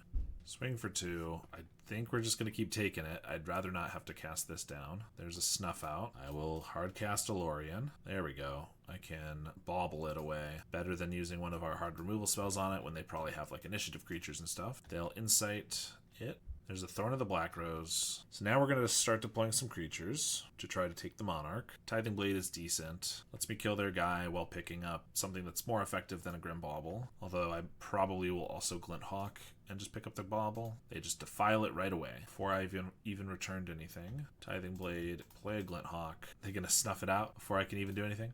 I guess it probably makes more sense just to get an extra... Like, I already have tons of removal against a deck that removal's not very good, so let's just get a Blood Fountain back and get an extra blood token. There's the Snuff Out. Colony Garden, and I'm just going to Glint Hawk and, like, nothing else I really care about, so I think we're just going to put another Lorien on the stack, and Glint Hawk, so I'll leave up the white-blue. Alright, so I don't think I've played a land, so... Just bouncing one of these makes me discard a card. I could just snuff out the plant, which is honestly not a terrible idea, but I don't think I need to do that, so let's just bounce a land, play that again. I mean, honestly, with the Loriens we're getting, like, we're keeping up with them in card advantage, which is, you know, it's not, like, we don't have to take the Monarch right away, because we're keeping up with card advantage. However, 6 of our spells are basically just removal spells, and so that's not what you want against this opponent. That's kind of where it's going wrong. We will blood token away a Snuff Out, probably. I guess we have so many cast downs, maybe just get rid of one of those. Landscape, they discard a Swamp. Ugh, if we just had a Cryogen here, like, we're bouncing cards that are just not very good to try to take the Monarch. And since we're running out of Loriens and things, I probably do need to still try to take the Monarch at some point. Skyfisher, pick up this Bauble, why not? Pick off the plant token. They Offering, Skyfisher, pick up the Blood Fountain, Defile, play a Landscape and pass. Tithing Blade. They have a Crypt Rats, which I can Tithing Blade away, so it's not the end of the world. Rot Farm bounces Pachuca Bog. Sack our Landscape, Plains. We just keep getting our removal. I did add more removal to this deck to make it, I thought, better, but not what you want against this opponent. Finally find a Cryogen. Play that. We have a Lorien. Tithing Blade the Crypt Rats. They deal 1 damage to everything. I'll just hold up Thraben Charm in case they have something to bring something back from their graveyard. There's a Wellspring. And there's a Troll of Khazad Doom. And Pachuca Bog. What's the upside to dropping the Affinity package? There are a few different upsides. First of all, we're just trying it out. I don't know if it's actually better this way. It's not necessarily feeling better, but one of the upsides is that we don't get hosed by artifact hate as much. I've certainly post sideboard you get screwed a lot by having your opponent just have a bunch of artifact hate, but as we can see here, this is game 1, a lot of people are just playing it main deck, Masked Vandal and Troublemaker Roofs and stuff like that. So having the ability to not get just hosed by it right out the gate is nice. So that's one of the big upsides, but then the other upsides are that we get to play more different cards. So Lorien Revealed is not a card you can really play with a bunch of artifact lands because the cycling is not good enough. And we get to play Snuff Outs, which obviously don't look very good in this match, but in general could be pretty decent. You have to have swaps for that, so it's another reason. And then we get to play Contaminated Aquifer, not Aquifer, Contaminated Landscape, the cycling one, so our mana should be better because of Loriens and Landscapes, which can fetch our mana better, and then also we have more ways to not get flooded with Loriens and Landscapes turning into different cards. So I think that's the main benefit, but also playing Snuff Out and stuff like that can be pretty good. Yeah, so that's kind of why we're trying it out. But the main thing is that there is a lot of Elves and Spy right now, and both of those decks play Masked Vandal main deck. So I have been wrecked a lot in game 1 by them having those like right away.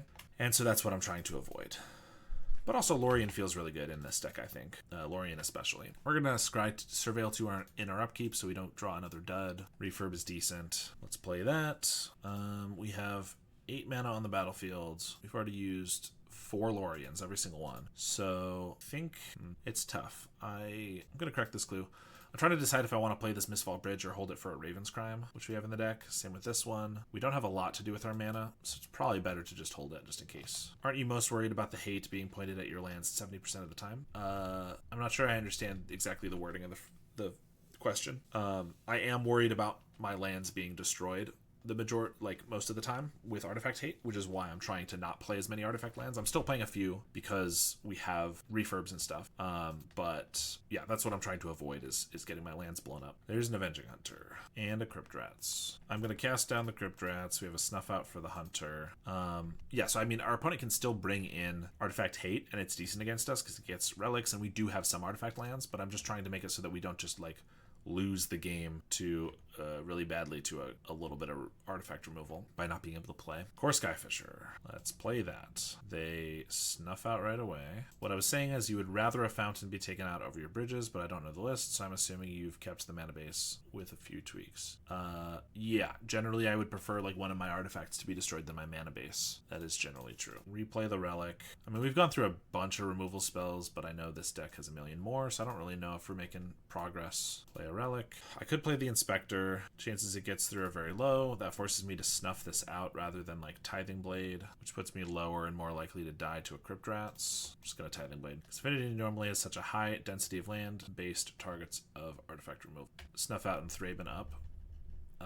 Yeah, so they can't get it back with the Blood Fountain. Yeah, that probably makes sense. That probably would have been better because they can just bring it back. Yeah, that was a mistake. Looks like they might just have something anymore. Troll. But they've tacked exile onto a lot these days. Yeah, no, there's like a million ways to exile artifacts. So like the bridges are not invulnerable. They used to be. Another troll. I mean, yeah, I don't think it mattered what we did last turn. It probably would have been better to hold up the Thraben Charm, but we are pretty much dead no matter what. I'm just going to go to the next game. Tested Us can get rid of blood fountains and things. Duress. Last Rites. Since they have blood fountains and stuff, Fairy Macabre's decent too. Snuff Out, Fumes. Bauble, Tithing is all not very good. A couple Inspectors. I think that's what we did last time. Seems all right. Yeah, I mean, I'm liking Lorien in this deck quite a bit. I feel like we could try to just bite the bullet and take out all of the artifact lands, get rid of refurbs, and we're just playing Lembuses instead, but it doesn't feel amazing. This hand is fine. Strains is looking a little odd here. Yeah, it might seem a little odd. I think it's good to keep in because if they go for a big Crypt Rats to wipe a couple of our creatures, it can protect against that. But also, if we are able to take the Monarch or the Initiative, it can keep us. It can keep the Monarch or the Initiative for us for a couple turns. So I think it's decent enough to keep in for that reason. Back to 4 Blades, 4 Cryo, a couple Baubles, more of a controller's shell. Yeah, I mean, I was trying to go a little more controlling with this version. I guess we just play a land here. Maybe even a couple Negates or something. Honestly, Negate was another card I was considering. I think 4 Tithing is just kind of a lot, though. Like, it's amazing against a couple decks. It's okay against some decks, and it's just really bad against some others. So maybe I would do, like, 3 Tithing, a couple Lembus as well, something like that. I could Ancient Den, which makes our refurb cheaper, but am I even doing anything with that one on extra mana? I could just Raven's Crime for 1. Chrysalis decks are annoying. Those are the main ones that it's really bad against. Yeah, I think I just refurb for 3 here. Make sure our lands don't get blown up. I guess they don't have green mana now, and the chances are their green mana is all tapped, Colony Gardens and things, so they might not be able to oof away one of our lands this turn, but whatever. And we already have the bridge for it to get removed, but I don't know. It's not that big of a difference. I'm not going to Raven's Crime them there. I'd rather save it. And this next turn I can still just like Skyfisher refurb if the refurb didn't die. Strains is so good though. Keep it in sideboard at least. Yeah, no, like if we go for a more of a controlling shell, then I almost think we'd want to have more Strands, more Palace Sentinels. Could be decent. All right, let's just Thraben Inspector, Skyfisher, the Inspector, and Raven's Crime them now that they have fewer cards. Discard a Cast Out. Pick this back up.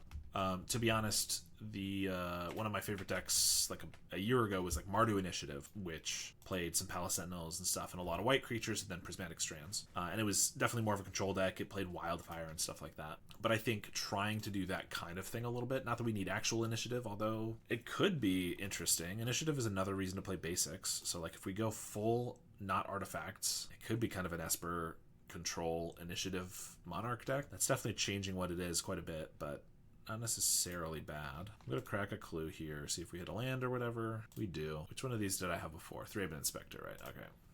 Just in case I don't want to show them. We have a new card. I could just Raven's Crime them instead of playing this bridge. There's some merit to that, but also if they do take like my Mist Vault away, I'd like to have blue access to blue. I just want more lands because I have these clues and stuff like that. More removal means less creatures to take initiative.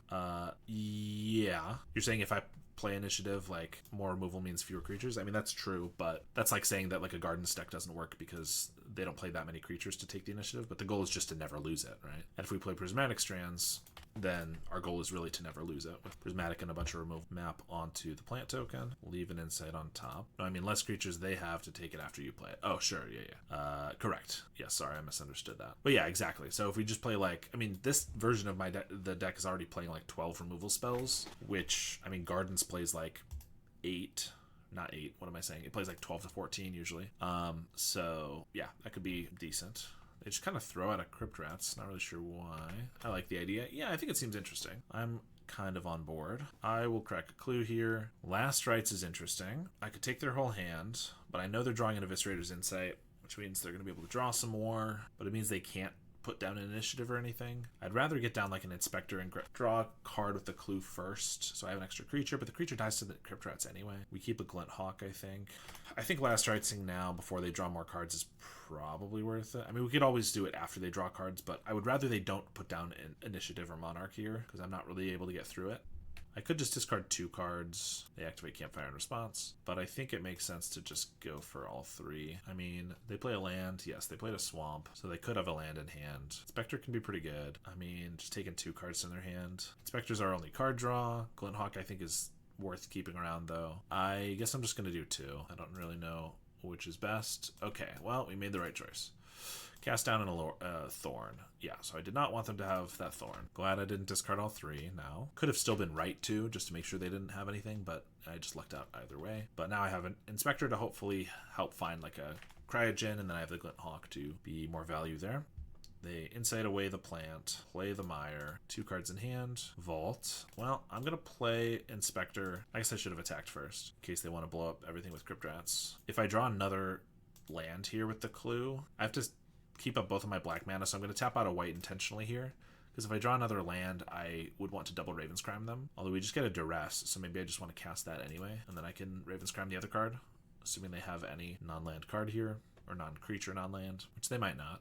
But if they have like a card draw, they're probably going to cast in response. Bargain away the Campfire, Duress. Now they have a Bargain, a Lembas. Probably the Bargain, because they can like do the old activate Crypt Rats, wipe the board, and then Bargain. I'll also Raven's Crime them. They'll probably get rid of the Snuff Out. Oops, I should have waited until they discarded, but Snuff Out definitely looks worse to the Lembas here. They play Lembas.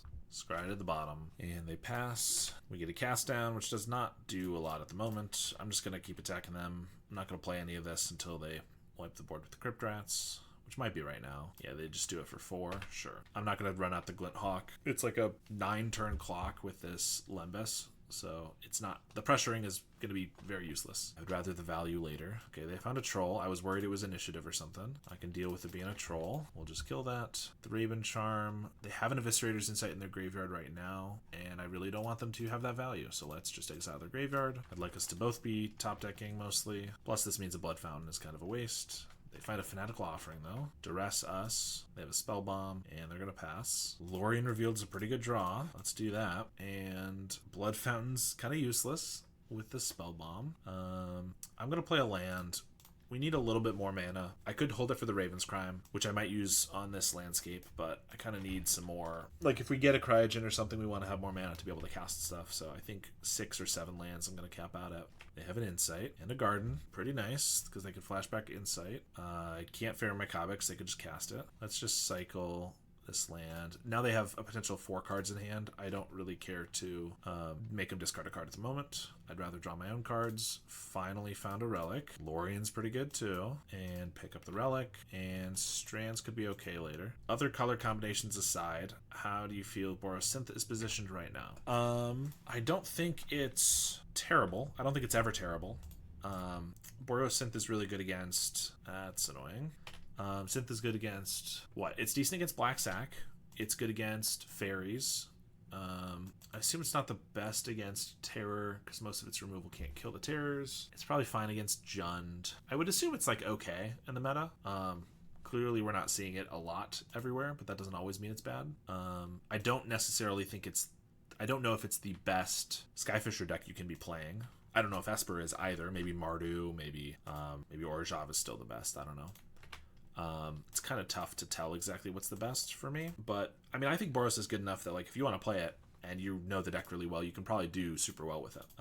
As, like, Lindoso, the main Boros Synth pilot, shows, they're always putting up 5-0s. 3, let's refurb. So yeah, I think it's probably fine. I can make him discard one more with the Raven's Crime, but not 2 more, and then we waste a mana, so I think I'm just gonna Relic, and Relic, I guess I'm gonna hold these.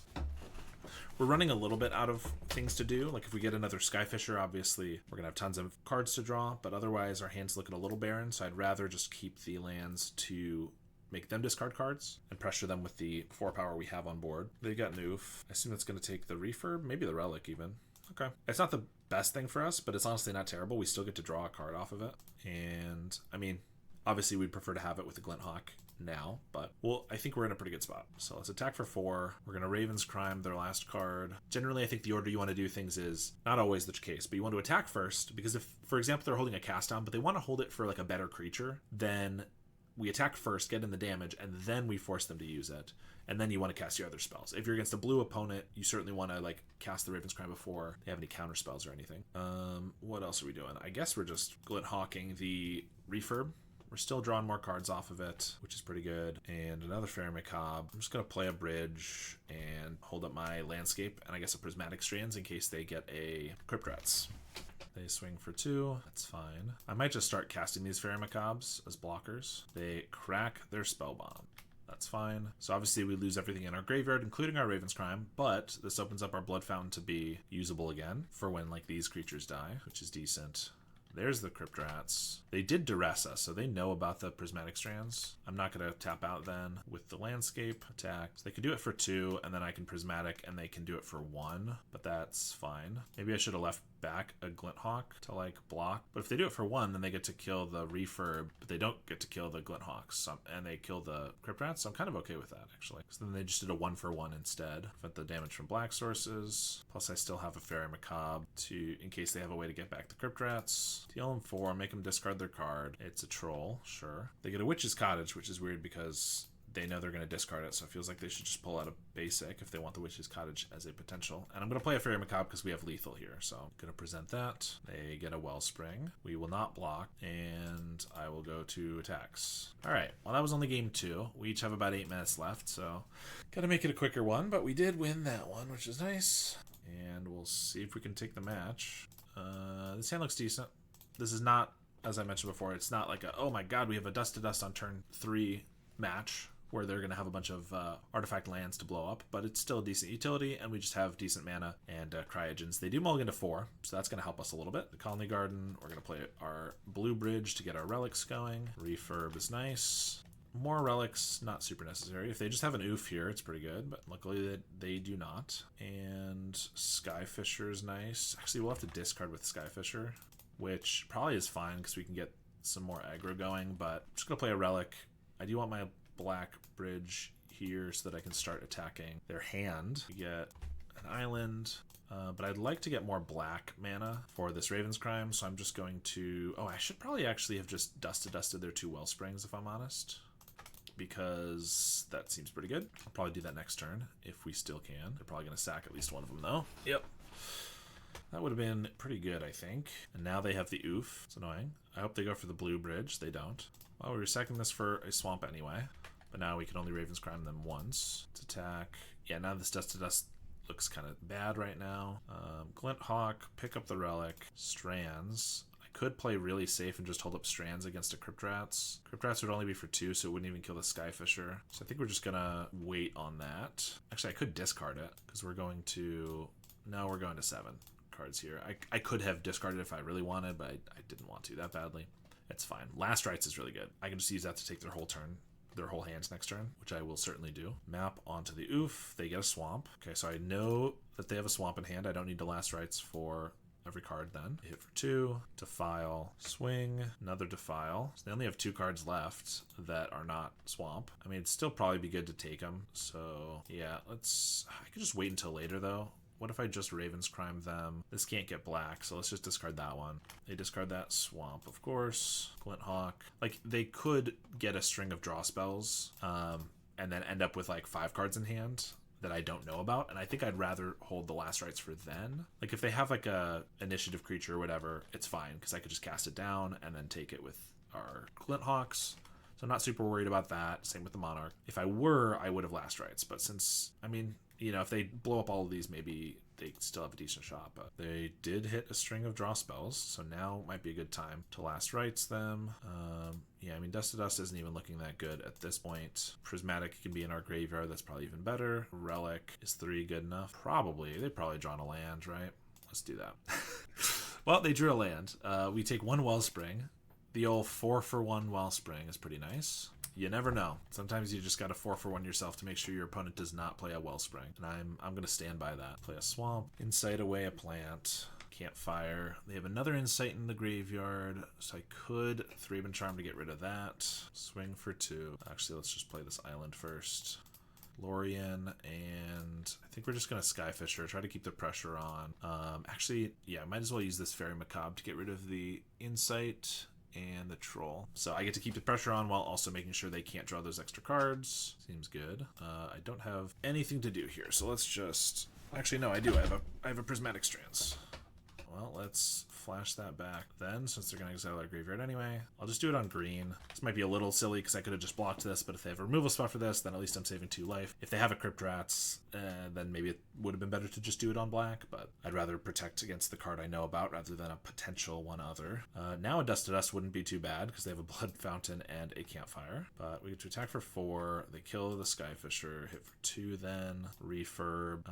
They pretty sure their last card is still just a Colony Garden, so I don't really feel the need to... I could be wrong, and I don't really want to go back and check since I'm a little low on time, but I think that might be the case, in which case I don't really care to refurb them. I'll just play a bunch of these and pass with this Thraben Charm, or cast down on this guy. They duress us, that's fine. Take our Cryogen, probably. Maybe a Thraben. Yeah, it's just that. They swing for 2. I'll take it. I don't mind casting this down based on the cards we have in hand. Like, we have a bunch of them.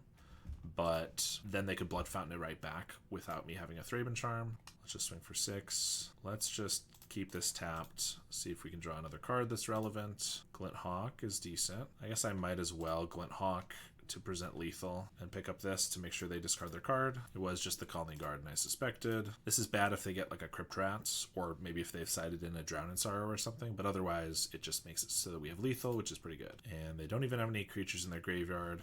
They said, thanks for the match, I'm a big fan of your videos, and GG. Alright, well, we got a 2-3 with the deck. Not terrible. That was a fun, grindy matchup. We did play against Gardens twice, and I think Gardens was both of our wins, so we can grind pretty good, pretty well.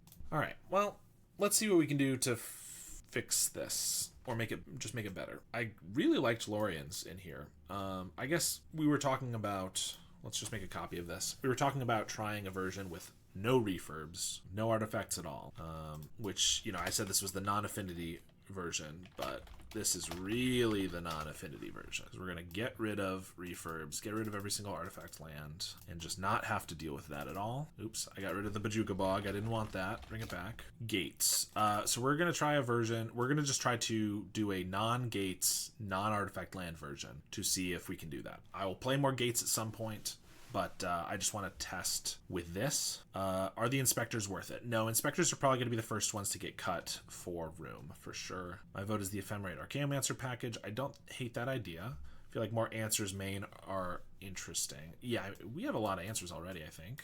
But yeah, so I think I kind of like the idea of trying to do more Monarch and maybe even Initiative in here. Do you think Gates version is the stronger at the moment? I have not seen or played the Gates version enough to know if it's really better than like the Affinity version. My inclination is that the Affinity version is better, but I don't really have the experience with the Gates package. I've seen a couple videos. I've played against it like once. I've played it like once, so I don't really have the experience. Inspector's weak without Gates. Yes. I mean, I was trying them here. To be honest, Prismatic Strands is another reason they could be decent. Prismatic Strands / Monarch / Initiative, so we might end up keeping some of them if we go more that route. But yeah, they're really good for Gates as well. If you take out all the artifacts, what about Glint Hawks? That's a good point. We could keep a couple artifact lands for Glint Hawks, but ideally, our goal is to have enough artifacts with Cryogens, Tithing Blades. We might end up putting like another Bauble in, probably some Limbus. But you're right, we probably do want like 2 Ancient Dens or something for the Glint Hawks. So that's a good thing to keep in mind. But I'm mostly trying to make a version that leans more into the non-artifact stuff and is ideally fully impervious to the artifact hate that is so prevalent at the moment, even in main decks. To that end, we're definitely going to play more Aquifers, more Beachfronts. I think probably at least 2 of each basic. I'm still going to want like 20-ish lands. Negate or Counterspell. Yeah, if we run enough blue sources, we could do actual Counterspell. I kind of like that. And if we're going full control, that's a reason to... Like, we're trying to make, like, a control. It's still going to be mid-range because we're going to have all these flyers, probably. But, like, we've gone from Enforcers and Refurbs to just Glinthawks and Skyfishers. Maybe some Sentinels, maybe some Inspectors or something. So we could try actual Counterspell. A Bloodstained Mire. How are we going to swing a Bloodstained Mire in Pauper? That might be a tough one to get past the judges. The other Mire. What other Mire is there? I mean, there's Haunted Mire, but that's the green-black dual. The Familiars one. Oh, Mortuary Mire. Yes. Mortuary Mire. Put a creature back on top of your deck.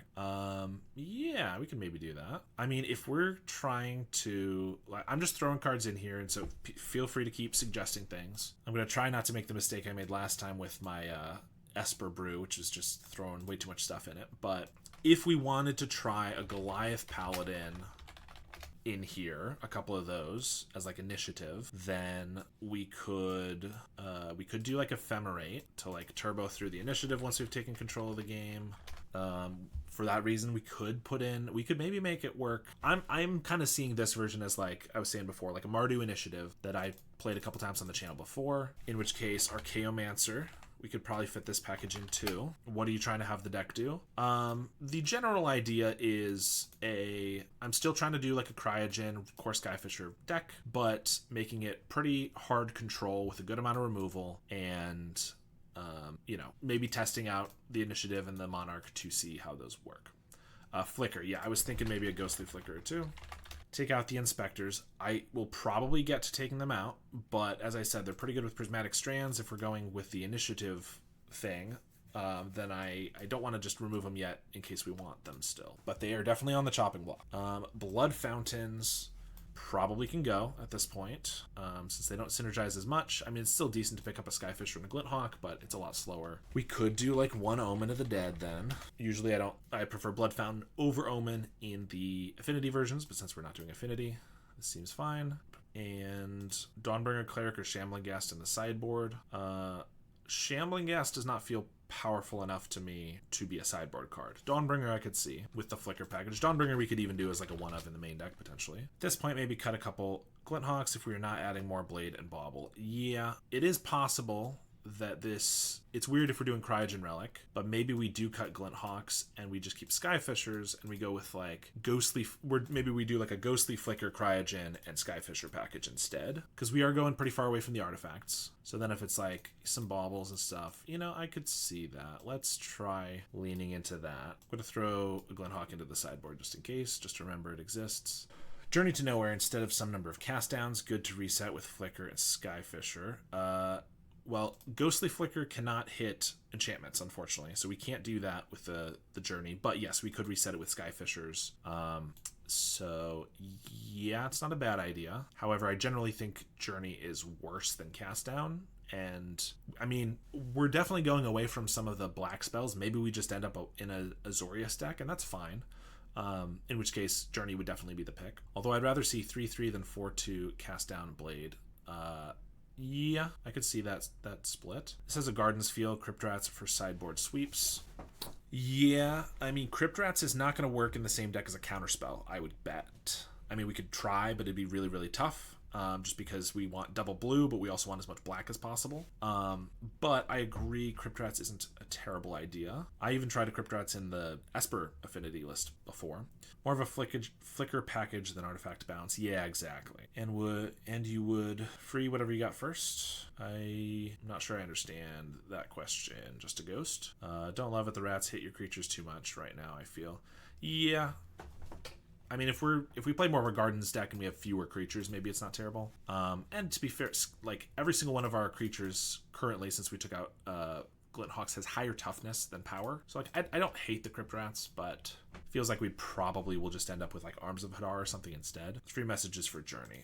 Sure, yeah. Free whatever you got first. Yes, I understand. Yeah, you would return what you got with the Journey, but sometimes you want to journey something on turn 2, like a Tomb Raider or whatever, just to make sure it doesn't hit you that much, and then you're okay giving it back later to take like a Kessig Flamebreather or whatever. But yes, it would return the thing. Maybe it should be Azorius. Yeah, I am thinking that's possible, because currently what are we getting from black? We're getting Cast Downs and Snuff Outs, but we could do Journeys and Thraben Charms and Counter Spells, which all fits it does a decent imitation of these cards. Missing out on Tithing Blade I do think is a downside. I like Tithing Blade a lot, and being able to repeat it, not just with Skyfisher, but with Ghostly Flicker feels pretty good. Raven's Crime I love, but I think probably doesn't need to be in this deck. Grim Bauble is another nice one to bounce, but if we don't have Glint Hawks, it's not as important. And Omen of the Dead. I mean, we could do Azorius with just a very light black splash for like a couple Tithing Blades and an Omen or something. Yes, it can work, but it does feel kind of niche. Losing black disables a lot of the protection for the Initiative and Monarch. That's true. Snuff Out is, like, if we're going Initiative and Monarch, I kind of want, like, 4 Snuff Outs. But we could do, like, 4 Snuff Out, cut some of this, throw Raven's Crime here. I mean, we probably want more Ghostly Flickers because they combo with the Relics nicely. Do I really only have 2 Ghostly Flickers? I guess I'll have to pick up a couple more. Did we stumble into Reality Acid Azorius? I was holding back from suggesting Reality Acid, but yes, basically. We are kind of there. It might be a little different because, I mean, I guess I could do Dreamstalkers and stuff. Dreamstalker's a really nice blocker for these two as well. Flicker does not hit Reality Acid, that's true, but Flicker does hit Skyfisher, which can still bounce the acid at instant speed. But yes, that's an extra piece that we would need. Yeah. We're also like, we're pretty far from it. We're teetering on the edge of getting closer to like a Familiars deck, which I don't think we're trying to be. But Flickers and Cryogens and Archaeomancer and Counterspells and stuff. Chop a couple Inspectors, maybe only one Archaeomancer. Yeah, well, I'm not too focused on the exact numbers right now. Like, we're at 64, but I clearly need a few more lands and stuff like that. I'm just trying to figure out what our exact goal is and if what cards we want in before we fine-tune the numbers, right? So like, we want to decide, do we want to become like a Reality Acid deck? Because then we could throw in Reality Acid, we could throw in Dreamstalker. And I don't necessarily hate having more ways like Dreamstalker to bounce the Relic, and it kind of combos with our Initiative and Monarch because it's really hard to kill as a 1/5 and it blocks nicely. So like, throw some of these in here. I mean, let's just take a look. Reality Acid. Let's just take a look at how this works. Reality Acid. 4 Snuff Out seems like a lot. I mean, if it's our main removal spell, like if I'm cutting Cast Downs and potentially Tithing Blades and stuff, it's our main removal spell, and we're trying to keep the Initiative and the Monarch, I think as many Snuff Outs as you can get is pretty good. But if we end up doing more Reality Acids and stuff, like it might be cut for sure. Well, I'm excited about that. Yeah, I'm not 100% sure. I mean, the problem with Reality Acid is it's just so expensive. It's 3 mana to basically do nothing. But then later it's good. I know we mentioned before Reality Acid with Abjure. That is good. Cryogen's good with Abjure. I mean, Dreamstalker's a creature we can sacrifice to Abjure if we need, but otherwise I don't love it. This is definitely becoming interesting. Making my girlfriend mad the dinner's ready. I mean, you go do whatever you need to do. But this, the VOD will be up probably tomorrow, so, you can always finish it later if you need. Acid needs to be played with Rumble, I think. Malevolent Rumble? You're saying to be able to find it? This is feeling like 3 decks in 1. Yeah, we're definitely teetering on that. I was just kind of seeing how I like it. I think maybe we don't do Acid, but we could still do Dreamstalker as like our extra Glint Hawks for Relic. It still comes with everything else. Yeah, fine/ramp. Don't like Acid here. Yeah, I think we'll probably get rid of it. It was a thought. Still got to build that deck at some point, but I still think Dreamstalker might be okay. It's not white to combo with Strands, but it's a good blocker. I was also trying to decide if we wanted any bounce lands. I guess bounce lands makes our... If we're playing Counterspell, we probably just want as many duels as possible. like this. What is it? What is Dreamstalker returning? Cryogen Relic, and if we're playing Tithing Blades, if we're playing Omen of the Dead, obviously some utility lands, but yeah, I mean, if we're not playing Lembuses, I guess it's not returning that much. But like, I mean, it's returning anything a Skyfisher would return, right? I agree Skyfisher's a better card, but you know, if we don't have enough things for Dreamstalker to return, then that means we probably need to up the number of things to return for Skyfisher too, right? And Inspector is a card. I know Inspector's not the best card ever, and I always am looking to cut Inspector, but it is a card that can be bounced by these for a little bit of value. It's good with Strands. Probably don't need this Fumes for doing like something like this. Mortuary Mire is decent. I will say Mortuary Mire in like Familiars is really just so that when they combo you don't mill out. So I don't know if we need it. Also, depending on how many spells we're playing, this could be like a Murmuring Mystic deck. That feels kind of weird with the Skyfisher and Dreamstalker, so maybe we don't need that. Probably would only need like 2 or 3 of these too. Maybe we could go down to a Snuff Out. I mean, like, the splash is not free by any means, but it's not a terrible, like, it's not super hard to splash if we're playing Lorians and Contaminated Landscapes. So I could just be playing, like, you know, 1 Swamp, 1 Aquifer, and that can find, like, land, you know, that's still 5, 6, 7, plus a Bog. That's still 11 sources. I think we can cut this. 11 sources for Snuff Outs and Omen and stuff. I think the focus must be decided. Are we focusing on the initiative plan or the bounce with the other as a backup? Yeah, that's probably a good call. Figuring that out. Yeah, I'll see you later, Just a Ghost. I think black needs to be trimmed and find more ETB creatures in Azorius that do things. Excited to see what this becomes. Yeah, me too. Hopefully it'll be something interesting. Black needs to be trimmed. Yeah, I mean, I would even be fine with just playing... Like, we could get rid of black entirely, but I'd also be fine with just playing it for, like, just Snuff Outs and Omens if we wanted to cut all these. As much as I'm sometimes against Inspectors, this actually might end up being, like, a 7 or 8 Inspector deck because it's an early creature and a blocker, which helps against Monarch and Initiative. It casts Prismatic Strands. It just gunks up the board, and it's something that we can pick up with Skyfisher later. And it's, you know, not a great target, but it's not a target for an Ephemerate and a Ghostly Flicker. So I think it might be decent. Dawnbringer Cleric's also not bad. Tacken just subscribed with Prime. Thank you very much for that, Tacken. I appreciate it. Hey, what's up, Ben? I like flickering Tithing Blade a lot, too. But, so why not play Gates Mana Base?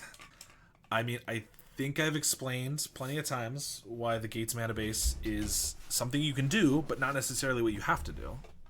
Lorien is harder with a Gates Mana Base. Yeah, you could still play, you know, like Coggates, 4 islands or whatever, but Coggates is a 2-color deck. This is a 3-color deck. Contaminated Landscape we can use. We can use Snuff Outs, and you can't use all this stuff with Gates. Plus, Gates helps your mana in one way, but it also hurts your mana in another way, which is 4 colorless lands in a 3-color deck, which I just don't love. So if people want to do Gates, go for it. But I'm trying to do something that's not Gates. All right, I'm going to do, I guess we're going to be mainly blue, white. So let's get a Chancery in here just as a bounce land. And other than that, just a bunch of islands. I think, what, 19 lands with Lorians seems okay. This is a lot of cards. Probably don't need this, yeah, unless we're going full Initiative and Monarch, which I think we're trying to be kind of a split. So maybe we just do like 1 of each, but we keep the Prismatics just to like survive. Thanks for the YouTube content. Getting into Pauper for the first time, and you explain decks you've played a million times better than any other creators. Well, I appreciate that. There are tons of great creators out there that I look to, and I watch a lot of other stuff, but I do my very best to explain things as best as possible. So I appreciate that that is coming through. No Glinthawks? Yeah, right before you popped in, Ben, we were on Glinthawks. We're trying to go away from the artifacts. I was okay to still keep Glinthawks, but we've really whittled it down to like Cryogens and maybe some Tithing Blades as our only artifacts. So then Glinthawks are pretty bad. So we're trying to just use Skyfishers and maybe Dreamstalkers, although I might get rid of these to be able to pick up whatever. So we have lands to pick up. We do still have a couple artifacts, but also like Inspectors and stuff like that. Nothing wrong with their content. It's just geared to players who are enfranchised. That's true. I do try to keep it...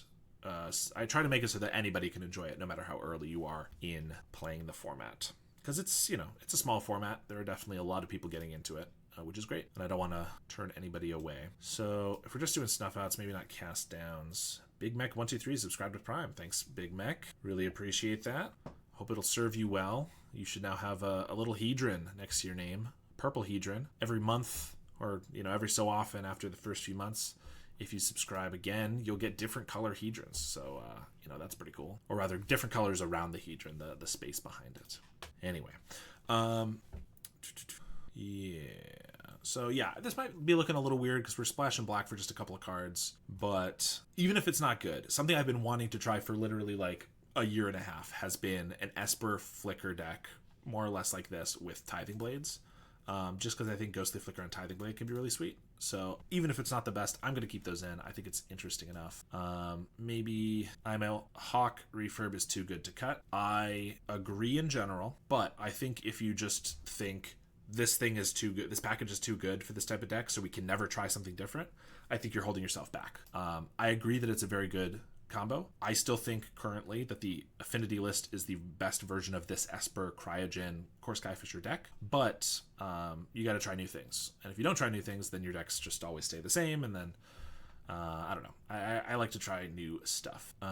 So let's see. We're 61, so we're pretty close here. How many creatures do we have? 15. It's not the most, but it's not terrible. Most of them are white. Well, 10 of them are white for these Prismatic Strands. 11 with this Dawnbringer. Classic. Keep replacing cards with best cards, and you end up with Jund midrange. True.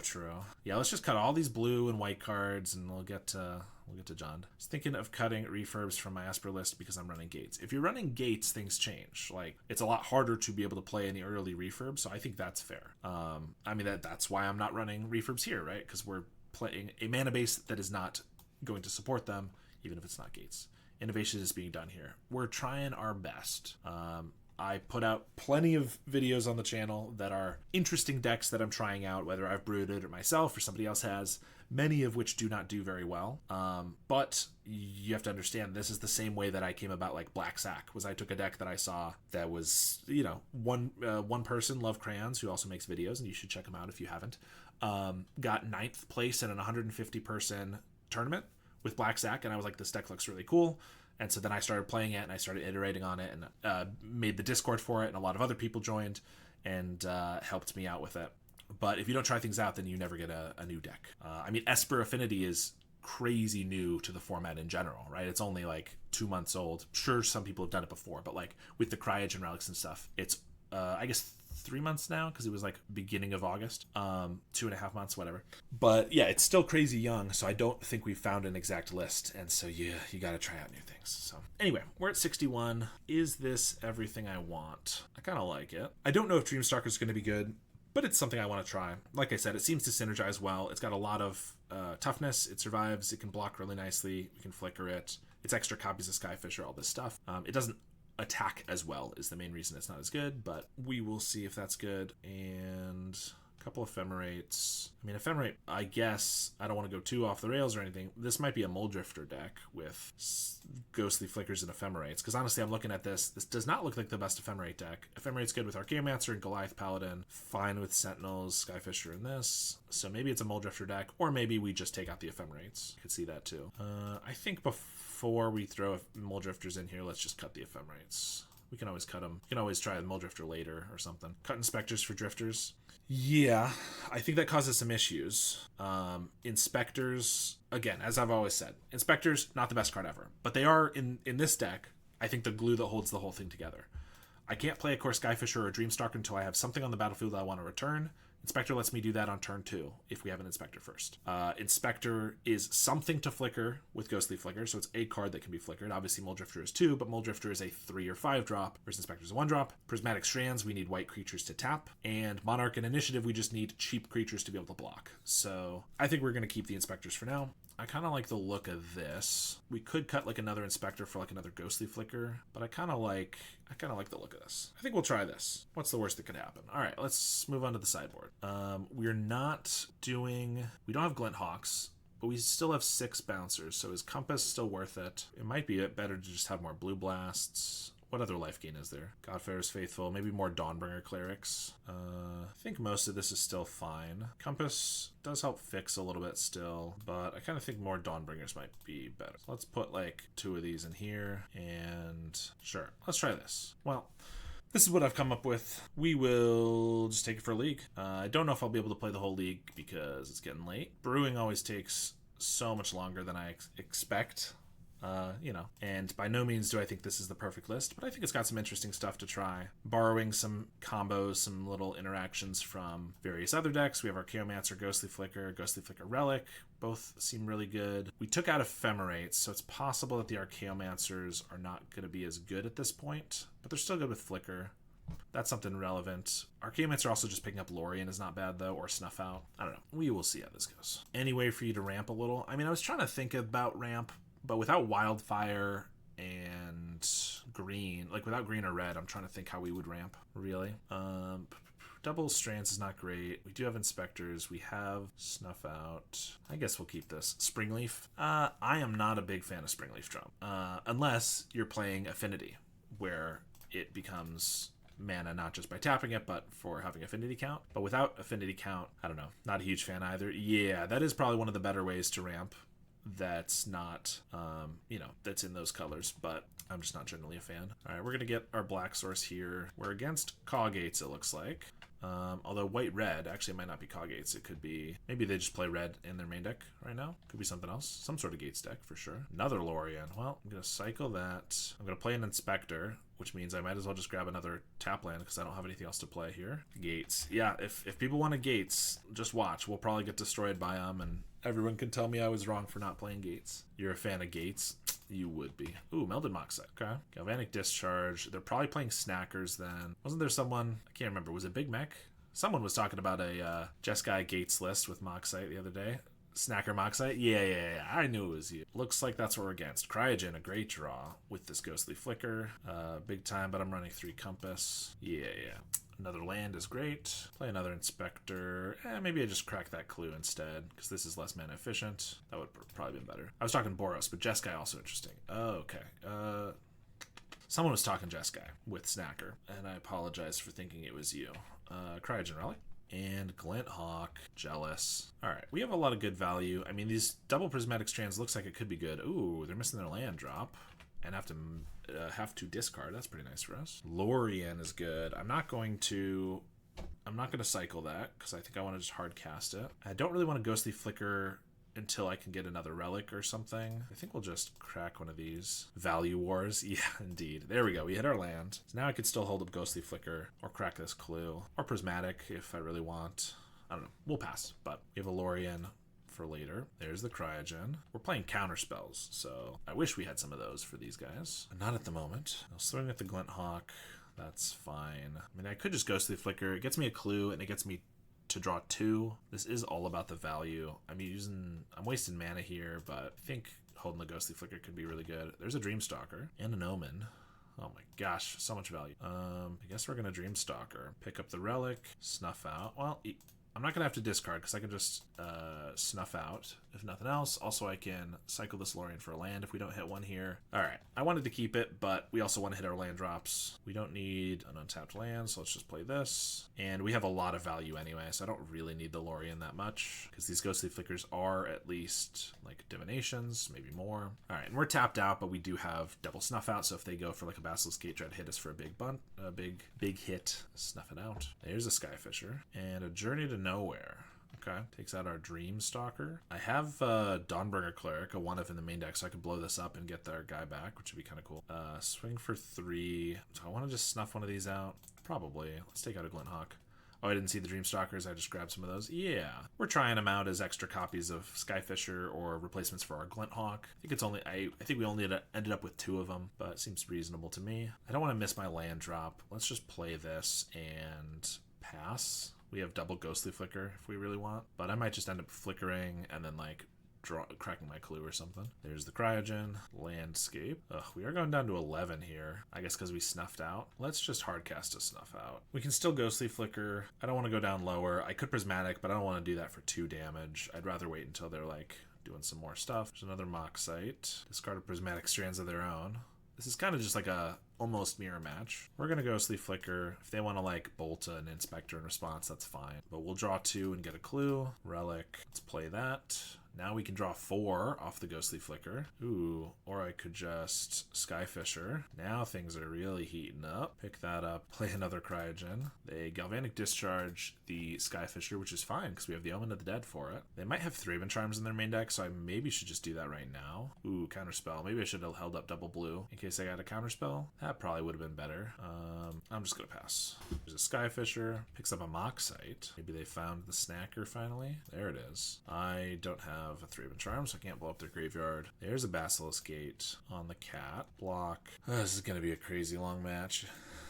I'm gonna sacrifice this. We're just gonna get more blue, I guess. And Omen of the Dead for a Skyfisher. Dreamstalker. Play the Skyfisher. Just pick up the Omen. Novice Inspector. And I think we're just going to hold up Counterspell and Prismatic and Ghostly Flicker. Pump a cat. Pump a Snacker. That's kind of annoying because those are different colors. And try to Galvanic Discharge the Skyfisher. Oops. I guess we'll Ghostly Flicker, Skyfisher, and Relic. Then I can't Prismatic Strands. Maybe I just Counterspell. Oh, God. Prismatic Strands for red here. Obviously, I can get it back with the Omen, but then I'm just taking a hit for 10 that I don't really want to take. I guess I could just take the hit. I can Prismatic the Snacker, and I can block the cat. Let's just do this on blue. I could flash it back, but I think it's fine. Crack a Clue. More Counterspells. All right. I think this is going to be a tough one because we don't have any way to interact with their lands. I'm not going to have a faster clock than they are, and they're going to gain life pretty quickly. We do have some snuff outs, but we already used a couple. Yeah, I don't really know what to do here. We have a lot of card draw stuff. We can get our Archaeomancer, we can keep drawing, but I'm not sure what to do. Flashback, Prismatic Strands on blue. I can also obviously pop some of these to keep these tapped down, but that doesn't feel like it's going to do much either. I'll Counterspell a Glinthawk. I'll cast an Omen of the Dead. They might have a Thraben Charm, but that's fine, I guess. Yeah, probably should have just cast this on my own turn when I had Counterspell up. Thraben Charm can kill one of these. I can just draw 4 with a Ghostly Flicker. Probably worth it. I do have some Tithing Blades, but with the cat and the Snacker that comes back and everything, it just feels like it might be tough to actually deal with these guys. We have a Paladin, Bajuka Bog. I have 1 removal spell, so I could kill like a Snacker or a cat. Bajuka Bog them away. Keep this tapped. Yeah, let's keep this tapped. How's the new list looking? Yeah, I don't know. Feels like maybe we don't have enough. We have a lot of card draw. Maybe too much. And not enough other spells is my current thought on it. Thraben Charm to not destroy enchantment. I could blow up a journey. That's not what I need. I need to get rid of this and play a Bajuka Bog, exile their graveyard, play a Skyfisher, bounce, probably just the Omen, and I'll discard an island here. I don't think I need a Prismatic Strands, hopefully. I guess if they just have 2 removal spells, it'd be nice to have a Prismatic, so maybe I should have. Play a Moxite. All gas, no brakes, also no engine or powertrain. Well, I would say we have an engine. We have a pretty good engine, but yeah, it's not a lot of... I mean, we have 3 snuff outs, we have a couple Tithing Blades, we have Thraben Charms, we have Counterspells, but it's just looking tough against this matchup, I think. Just because they also have a lot of value, so it's hard to run them out of value. And then they have gates to make their creatures bigger than us. So maybe that's a reason gates are better. But, you know, I'll never admit that. I mean, that's what initiative is for. Yeah, I mean, we just found the initiative finally, and we have 4 turns of Prismatic Strands. So I'm hoping that can help get us out of here. Felden's Cane matchup. I mean, maybe. Probably Campfire, if anything, but it's possible.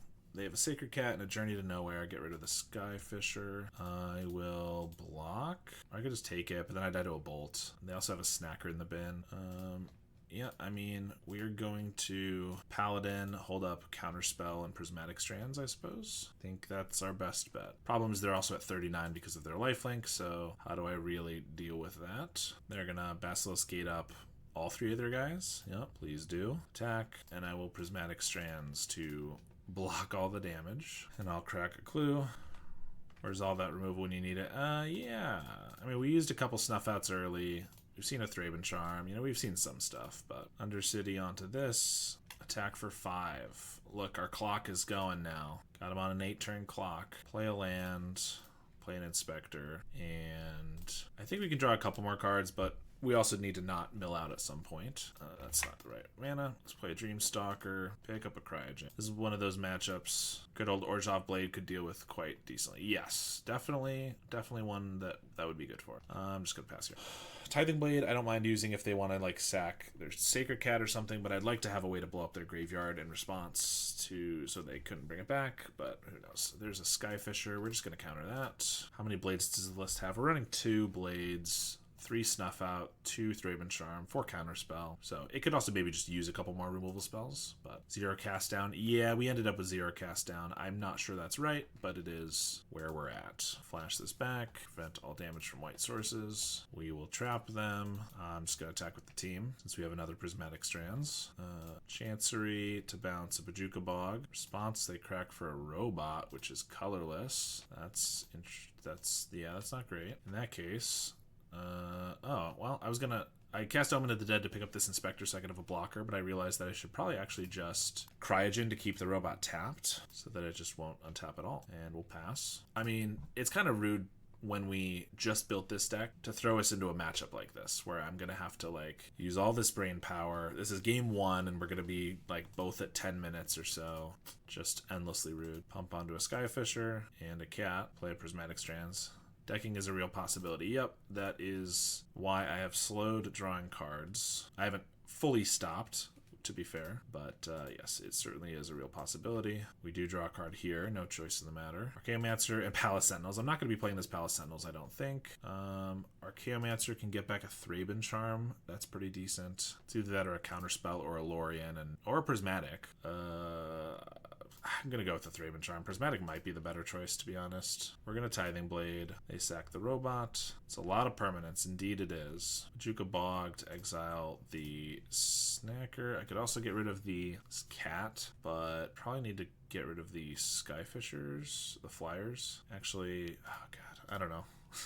I'm gonna kill the cat in response so that it's gone. Crack a Moxite, and I could crack a Cryogen to have a blocker for this robot. I don't think I want to do that. I think I want to crack the Cryogens for keeping the Flyers tapped. And I could just let them have it. I go to 1. Honestly, that might be the right play because this doesn't kill me. And they like, what does it matter if they get 1 basic out of it? But I'm too scared to do that, so we're just going to do this. We are in danger of decking, but I still think I need to tap down the Skyfisher. There's a Snuff Out. That's pretty good. Throne of the Dead 3. We get another creature. Oh, we have an Archaeomancer left. Dawnbringer can get back another creature. Archaeomancer actually for a Thraben Charm is probably better. For a removal spell, because that's what we need. So let's blow up the Glint Hawk. They were doing so much stuff, and it feels like they just haven't drawn anything in forever, which is, beneficial for me. We'll attack with everybody. Skyfisher back this Tithing Blade. Cast that. They sack a creature. I'm going to flip the Tithing Blade. They keep the Flyer, which is fair that it's a Flyer, but it's also the one that does not untap this turn. Oh, they do have a Moxite. Right. Another one. Game 1, 12 minutes left. Yeah, that's true. Oh, matters the initiative as far as them hitting me? Because, yeah, I knew that it would give them the initiative, but I could just probably take it back. Although I guess they could have a Prismatic of their own, which we've already seen at least one of. They just cast a Snacker. We're going to counterspell. We just don't want blockers. There's a cat. Okay. They're going to pump the robot. I could snuff it out, but I think I might want to snuff out this cat. I think we just chump here. If they have a Prismatic Strands, I can counterspell it. If I've killed the cat, they can't flash it back. And they only have 1 card in hand. We also drain them for 1 here. Take a Plains. I guess I might be able to decline that. If so, I probably should have. Let's snuff out the cat and attack. I guess if I attack with everything, then that's probably fine. Oh, that was 1 game, and we won it. I did not think we were going to win it. We are 2 minutes down on clock, though, so I don't really know what to do here. Oh, God. All right. Dawnbringer Cleric gets rid of Prismatic, Snackers, and cats. I think that's good. Last Rites is good. Fairy Macabre is good. Duress is good. I mean, everything's a little good here. That's crazy. What don't we need? I don't think we need a Palace Sentinels. If we had the Monarch there, we would have... I mean, maybe we would have just won because we ended up winning, so if we just gotten more cards earlier, we could have won, but it also could be a big liability. The Goliath Paladin was clutch. Dreamstalker just kind of doesn't do much here. Tithing Blade is decent. Archaeomancer was good because we didn't have as much removal as I wanted, and it ended up being more removal. Yeah, I just need removal here. I mean, that's true. I mean, graveyard removal is removal, right? Take that, Gates believers. Like, the thing is, hand attack is kind of removal. Like, Last Rites, I think, is just good enough. Fairy Macabre's good. But, yeah, Counterspell's good. Omen was decent. They said that was funny. Is Shrivel not a good card here? I don't remember the text. It's -1/-1 to all creatures. It's okay. It gets rid of cats and snackers, but they're unlikely to have more than 1 or 2 of those on the field at a time. So it's like, okay. Cats are one of the biggest problems. So, yeah, I don't think it's good enough. Tithing Blade's probably not good enough either, to be honest, though. Like, at the end there, where they only had a couple creatures, but they also didn't... Blade recurs. Yeah, that's true. Fairy Macabre also chumps, which is decent. I guess we can cut, like, 63 card easy submit. I'm not thinking that. It's just everything seems good. Maybe I almost think, like... I mean, that might be crazy, but I don't know. Maybe we don't need this many Dawnbringers, but they can also destroy enchantments, which is good. This hand's decent. It's nothing exceptional. Also, we need to play quickly as best I can with this deck. Play a Beachfront. Next turn, I'll play Aquifer and Inspector. They have a Cryogen. They got a Skyfisher. So should I just hold up Counterspell? I kind of think so. Playing a Skyfisher to pick up an Inspector does not feel that good. I think counterspelling a Cryogen seems decent. Worst case, I could just Clue or whatever. Yeah. They just pump onto it to make a giant guy quickly. Fair enough. Sack this for more blue. Crack a Clue. Last Rites. I probably should have gotten white there so I could get the Skyfisher down here. Well, I can do that anyway and still hold up Counterspell. Could use a removal spell because I can't really... If they just keep pumping this, I can chump once. I guess next turn I can hold up Ghostly Flicker and I can chump and Flicker. Yeah, I guess so. I'll take 7 here. Well, I guess I'll play a Dawnbringer Cleric to gain some life. And also to have a creature that can be picked back up with the Skyfisher. Like, this plan is not very good if I find one removal spell, because then they'll be way behind on board, ideally. But it's not a bad strategy to play around the counter spell, and when I don't have the removal, I just keep taking hits from the Skyfisher. Because now, if I block and flicker, then they can get down the Relic, which I think I just have to accept, but it's not my favorite thing ever. Flicker these two. Also, Dawnbringer's not giving me the most value. It's, you know, gaining me a little bit of life. They could also just have a Pyroblast. I mean, I could Last Rites away most of their cards, but I'm still just dying to this one guy, so that's annoying. Snuff Out would be good. I mean, it's not lethal this turn unless they have another way to pump it, but... Oh, they have Double Gate. I'm just going to die to one Skyfisher being pumped twice. Okay, they're not going to do that, but take 7. There's a cat. That's fine, I guess. Play an island, and I guess I can play in this Inspector. Maybe find the Snuff Out. I guess I'm just dead. I won't waste any more time on this one since I have to play another game too. Nothing in our sideboard would have helped that. I did have a lot of outs. I had 3 Snuff Outs, 2 Tithing Blades, 2 Thraben Charms. Even a Prismatic Strands would keep me alive longer, but oh well. Let's try again. And that's not going to work. I mean, this dies pretty poorly to the same type of thing, but I have mana, so I guess we'll keep it and get rid of Landscape. Counterspell, sure, we'll just hold that up. Bajuka Bog, I could go for a Cryogen, but then I get Pyroblasted, and then they get to play their Cryogen. That seems bad. Sacred Cat, I guess that's fine. Cyclorian for an island, another Counterspell. We'll play a Cryogen. That works. Ugh, should I just hold up Counterspell? Probably. Then they're just going to go in on the gate, but then they're not casting other stuff, so that's fine. It's only 3 damage here. This is blue-white, so they're not holding up Pyro this time. And another Counterspell. Well, Skyfisher, pick up the Cryogen, play a Plains, and pass. They pump the cat, but they don't play a land first. They do hold up red this time. I'll take 3 and Landscape, play the Cryogen. If they Pyroblasted, I could Counterspell, but then I'd have to not hold up Counterspell. Ugh.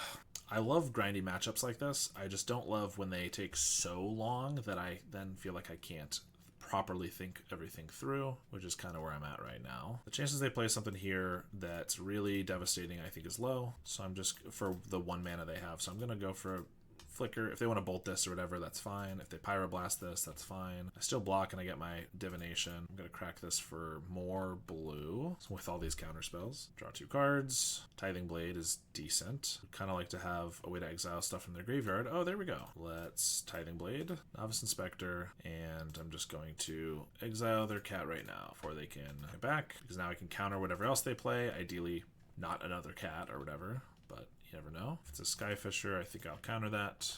Man, I would love to have some gates to pump up this Inspector right now. Too bad everybody convinced me not to play gates, you know. Alright, I can Lorien Revealed while still holding up Counterspell. That seems pretty good. And play another Inspector. Now we'll pass. Finally find another land. We're just going to keep countering creatures, I think. Ugh. That's an annoying one. I'm just going to let that go. I have removal for it. I would prefer to, like, kill it with a Tithing Blade or something, and then, you know, whatever. We will swing 2, and I just want to flip this Tithing Blade, kind of, for this Macabre. I still have access to 1 of anything in hand. Moxite. That feels good enough to counter, probably. I want to focus on countering creatures, but this is a creature later. Also, it could be a, what's it called?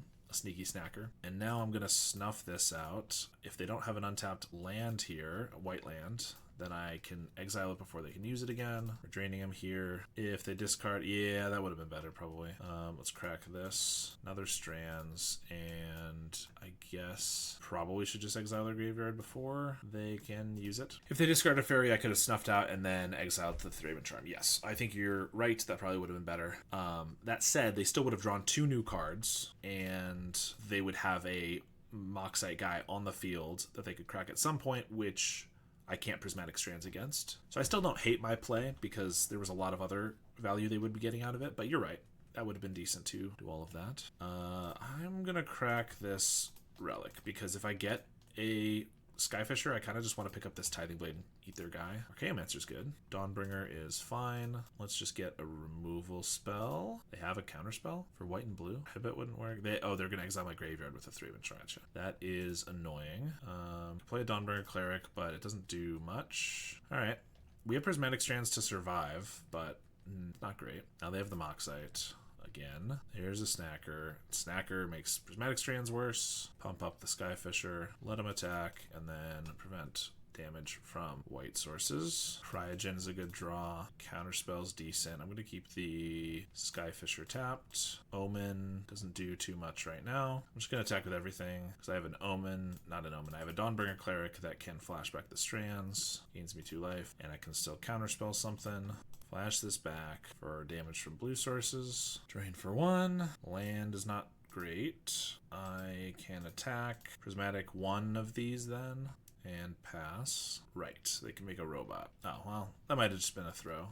Like I said, I was focusing on trying not to take too long, but if they just pump up the robot, I can't Prismatic it. Of course, if I have a removal spell, they don't want to necessarily go all in on it. This match is going to be quite tight on time. Yeah, probably true, unless if I throw real quick. I keep tapping this in response to the Prismatic. I don't understand. Dispel? Okay, fair enough. Prevent all damage from white sources. At this point, I don't think it's going to come down to time. I need a flyer or something, or I'm just going to die anyway, or Snuff Out would work. So I can block. What do I want to die? I want this Archaeomancer to die, so that's what I want to block with. Oh, but I need one of these back to cast the Prismatic. So this, I'd like to jump here, prevent damage from this, block here. So I need to attack. I probably just need to get in for as much damage as I can, and pass. Thraben Charm. I can prevent all damage from white sources, which blocks this, but then they go all in on this. It doesn't have to be white sources, but it might as well be to keep this guy alive. Actually, maybe I should have done black because it's more likely he would go in on 1 on each of these, in which case I can snuff out 1 of these. They still attack with the Skyfisher despite the fact it's not dealing damage, is interesting. If they have a counter spell, then I will die. If they don't, I have them at 1 because of this Sepulcher. I feel like I'm gonna lose at 1. I'm gonna flash in this Omen and scry with it because I might as well. This is my last turn. If I don't get something, Cryogen into Skyfisher is something. We will keep those. Because Cryogen can keep one of these tapped. And then I can attack with everything for Blade. Yes, I can flip the Blade and then tap the other one. I was also thinking about I could just pick up the Archaeomancer, replay it, but then I have to snuff out. That's not going to be good enough. So yeah, let's just hit for 3, play Blade, and then tap this, and we get a Chancery. Sure, I'll bounce the Pajuka Ball. I have nothing to do here, so yeah, they can maybe make some blockers or kill some guys, and I wasn't able to reflip the Tithing Blade, which I would have liked to do, but they have to have removal spell, block, they're digging, and there's a Glint Hawk, block. Hey, let's cycle this. I mean, they have colorless mana up, so I don't know what they could have. Prismatic is something, but I'm pretty sure I have to attack with everything to be able to deal lethal, so we're definitely doing that. Prismatic can block one of these, but if they somehow have a way to survive, then tapping out of the Prismatic is not great. Oh. That match was crazy. Okay. Yeah. So I'm just like overwhelmed. I hate playing matches that go this late and then I have to rely on the time. I mean, luckily the game was done without having to care about time, but obviously we both might have played a little bit faster or better if we didn't have to worry about that. Ugh. I am trying to think. I could probably play another match, but I need to go grab some food and stuff real quick. So I will be back in just like a couple of minutes. We've returned. We will do another match. I'm a little scared because that match was so intense, but we'll see if we can get just a nice relaxing one. But the deck did work decently. That first game was super grindy. We both had stuff going for us. I honestly think the main difference, like maybe they did draw worse in game 3 because they were missing land drops and different things like that. But we just had Counterspell up from early on in that game 3, whereas we did not in game 1, which made a big difference. Well, we need white mana, but we do have Cryogen and Dreamstalker, which we don't need white mana to cast. We might be against more Gardens. Gardens has really been making a comeback, which is, you know, I'm a big fan of Gardens. I think it's a fun, you know, a decently enjoyable deck to play. Not the most fun deck to play against, I will fully admit. So a bit of a pain in that regard. And another one that's going to be extremely grindy, I will say. We are drawing here. Hopefully we hit a land. Lorien, not quite a land drop. That's annoying. What is not super relevant? I guess these guys against an opponent that's going to be very late game. Cast down the Dreamstalker, sure. And then Bojuka Bog or something. Campfire. Yeah, there's the Bog. Just seemed pretty aggressive to kill the creature unless they had the Bog. We get a Grange, so sure, we can play Relic now. Wish we got Grange last turn. Oops, I accidentally played the wrong land. It's not the end of the world. Actually, it kind of is. My cat is stomping all over and disrupting my plays, so any misplays are on her. We're going to cycle this land for more islands. Yep, see, we would have white mana here, and I could Ghostly Flicker for 2 cards, but that doesn't seem good. Tell that cat it gets embalmed if it keeps messing with you. I will certainly let her know. I could Paladin, but then they just kill it and take the Monarch or Initiative, so that seems bad. So let's just play a Skyfisher, pick up the Relic, Flashback Insight. I'm gonna not Counterspell that. Lorien. I kind of want to hold up Counterspell in case they have Initiative or something. Ugh, I have to discard more. Annoying. I mean, Archaeomancer just looks kind of bad with this Spell Bomb, so let's get rid of that.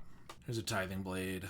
Flicker does not save against that, even if I wanted it to. Even if I wanted to try to do that, I could have Counterspelled the Tithing, but then if they like do Initiative and then snuff out, it's kind of bad.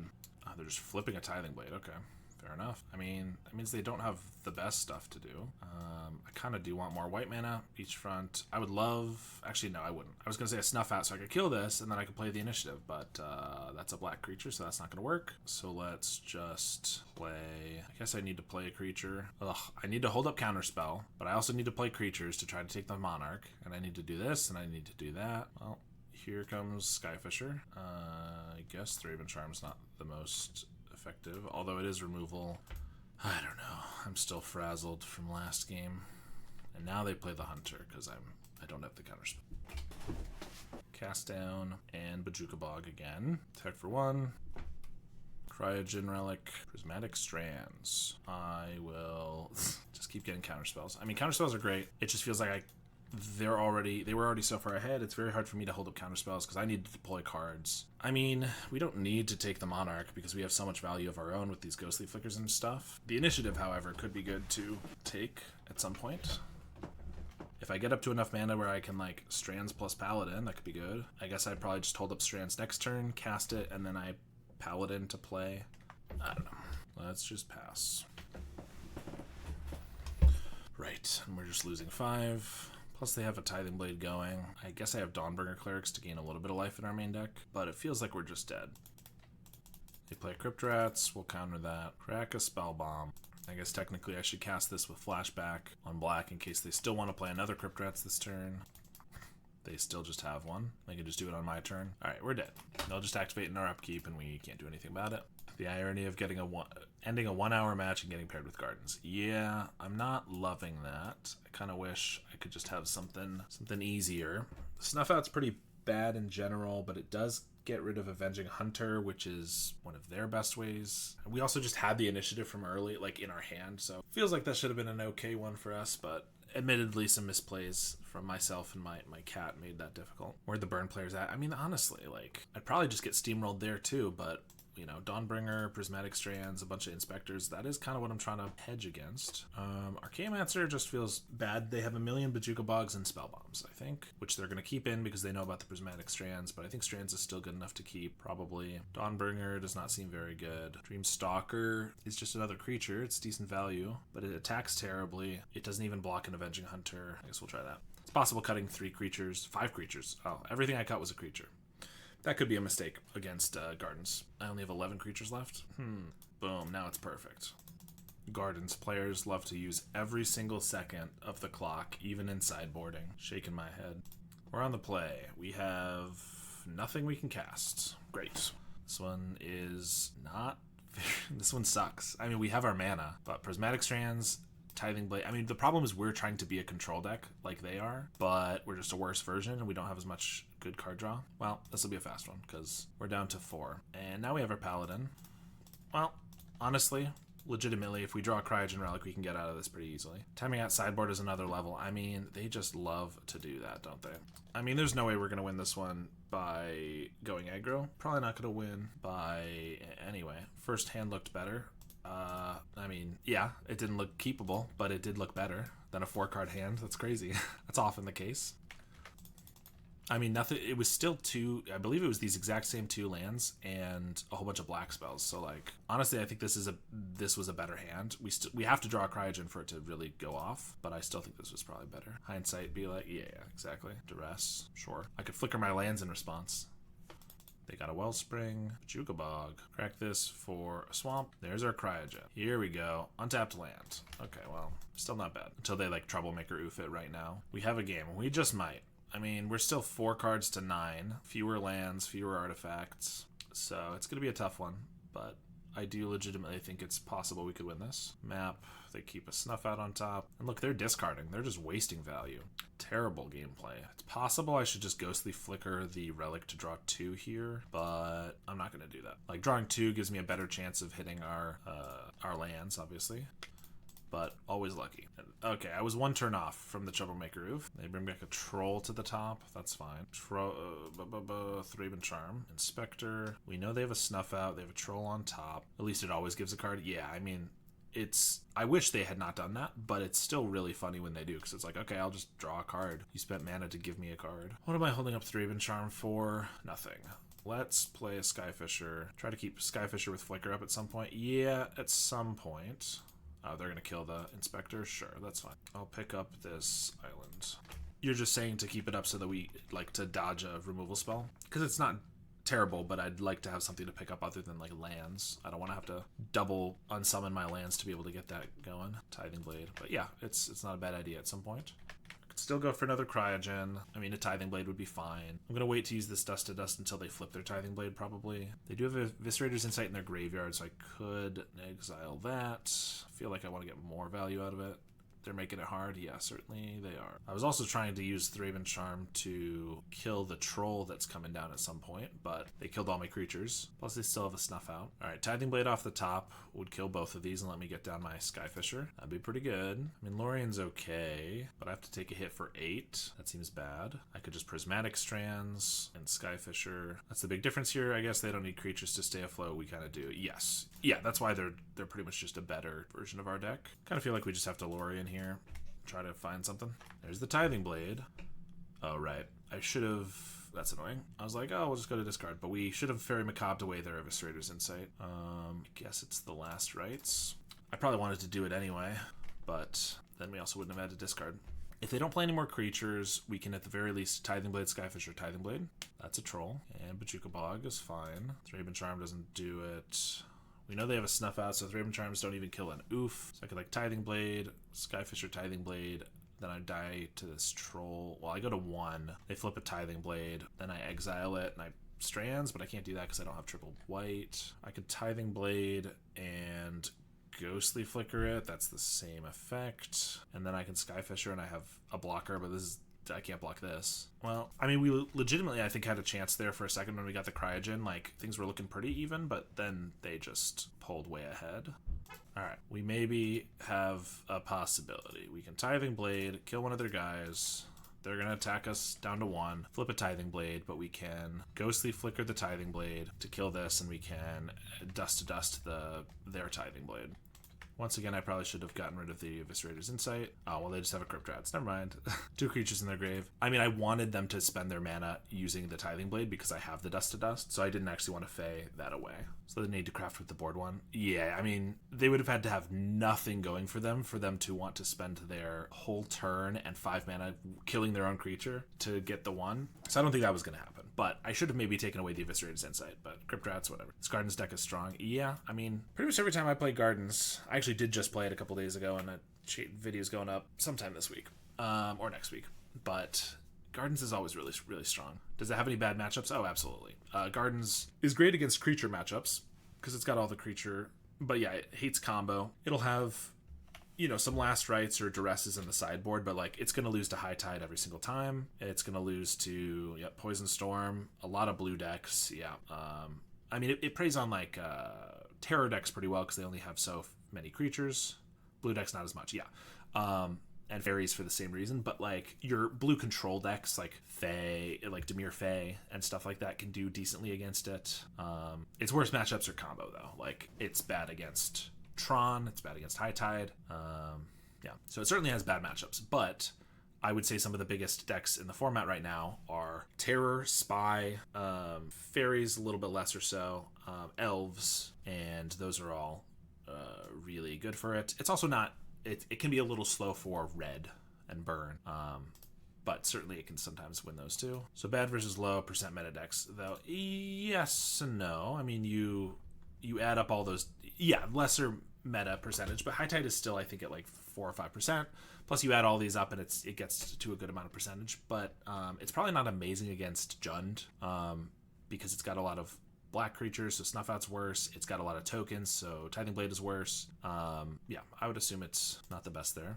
But Gardens does seem to be in a good spot right now. Dredge has a lot of life gain, true. You have a good amount of graveyard hate in Gardens, but yes, that is also fair. Ooh, I wanted to Cryogen, still kind of do, but I could Inspector. I wish I could Tithing Blade this right now. They're probably gonna have another creature by then. If I like Inspector and crack this for black, probably just want to draw.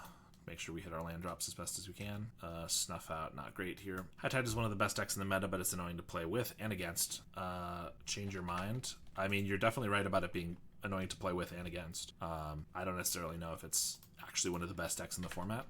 Double Raider's annoying. I feel like maybe it's just some of like, I feel like I can usually win against High Tide, but I also play decks that I guess generally have a decent shot.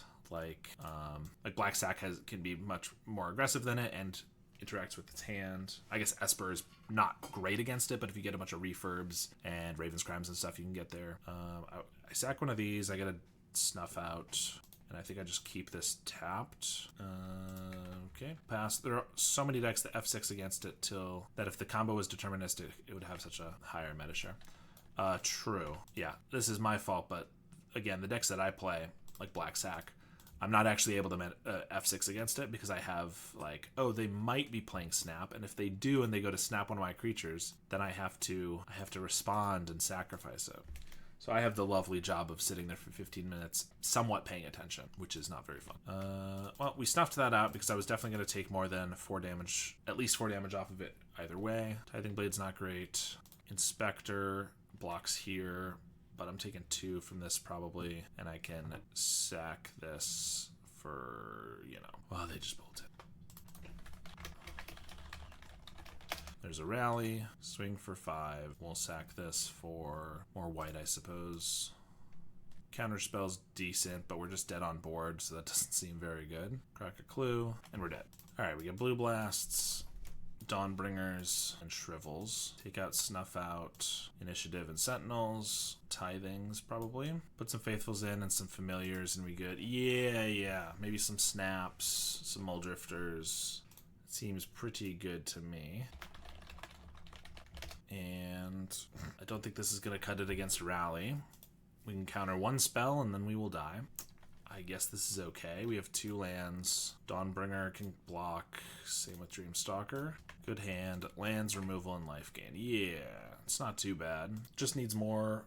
Just more cards. More everything. Yeah, I mean, we need to hit another land for this Strands to be online, or this Strands to be online. Also, I don't want to play the Dreamstalker because we have to bounce a land, but by playing the Dawnbringer here, we're probably going to lose our white creature before we can actually flash back the Strands, so we have to find another one. They have a Rally. I mean, we can block decently. Thraben Inspector, okay. So we can Dreamstalker and then play the Thraben Inspector by bouncing this Plains. It would be more value and more life gain and stuff if I bounced the Cleric, but then I just have 1/1/5. If they just like Pyroblast it or whatever, get around it, like Bushwhacker, it could just take a lot of damage, so I think I'd rather just get these down, survive, and then if we can get mana for Prismatic Strands, I think we'll be in a really good spot.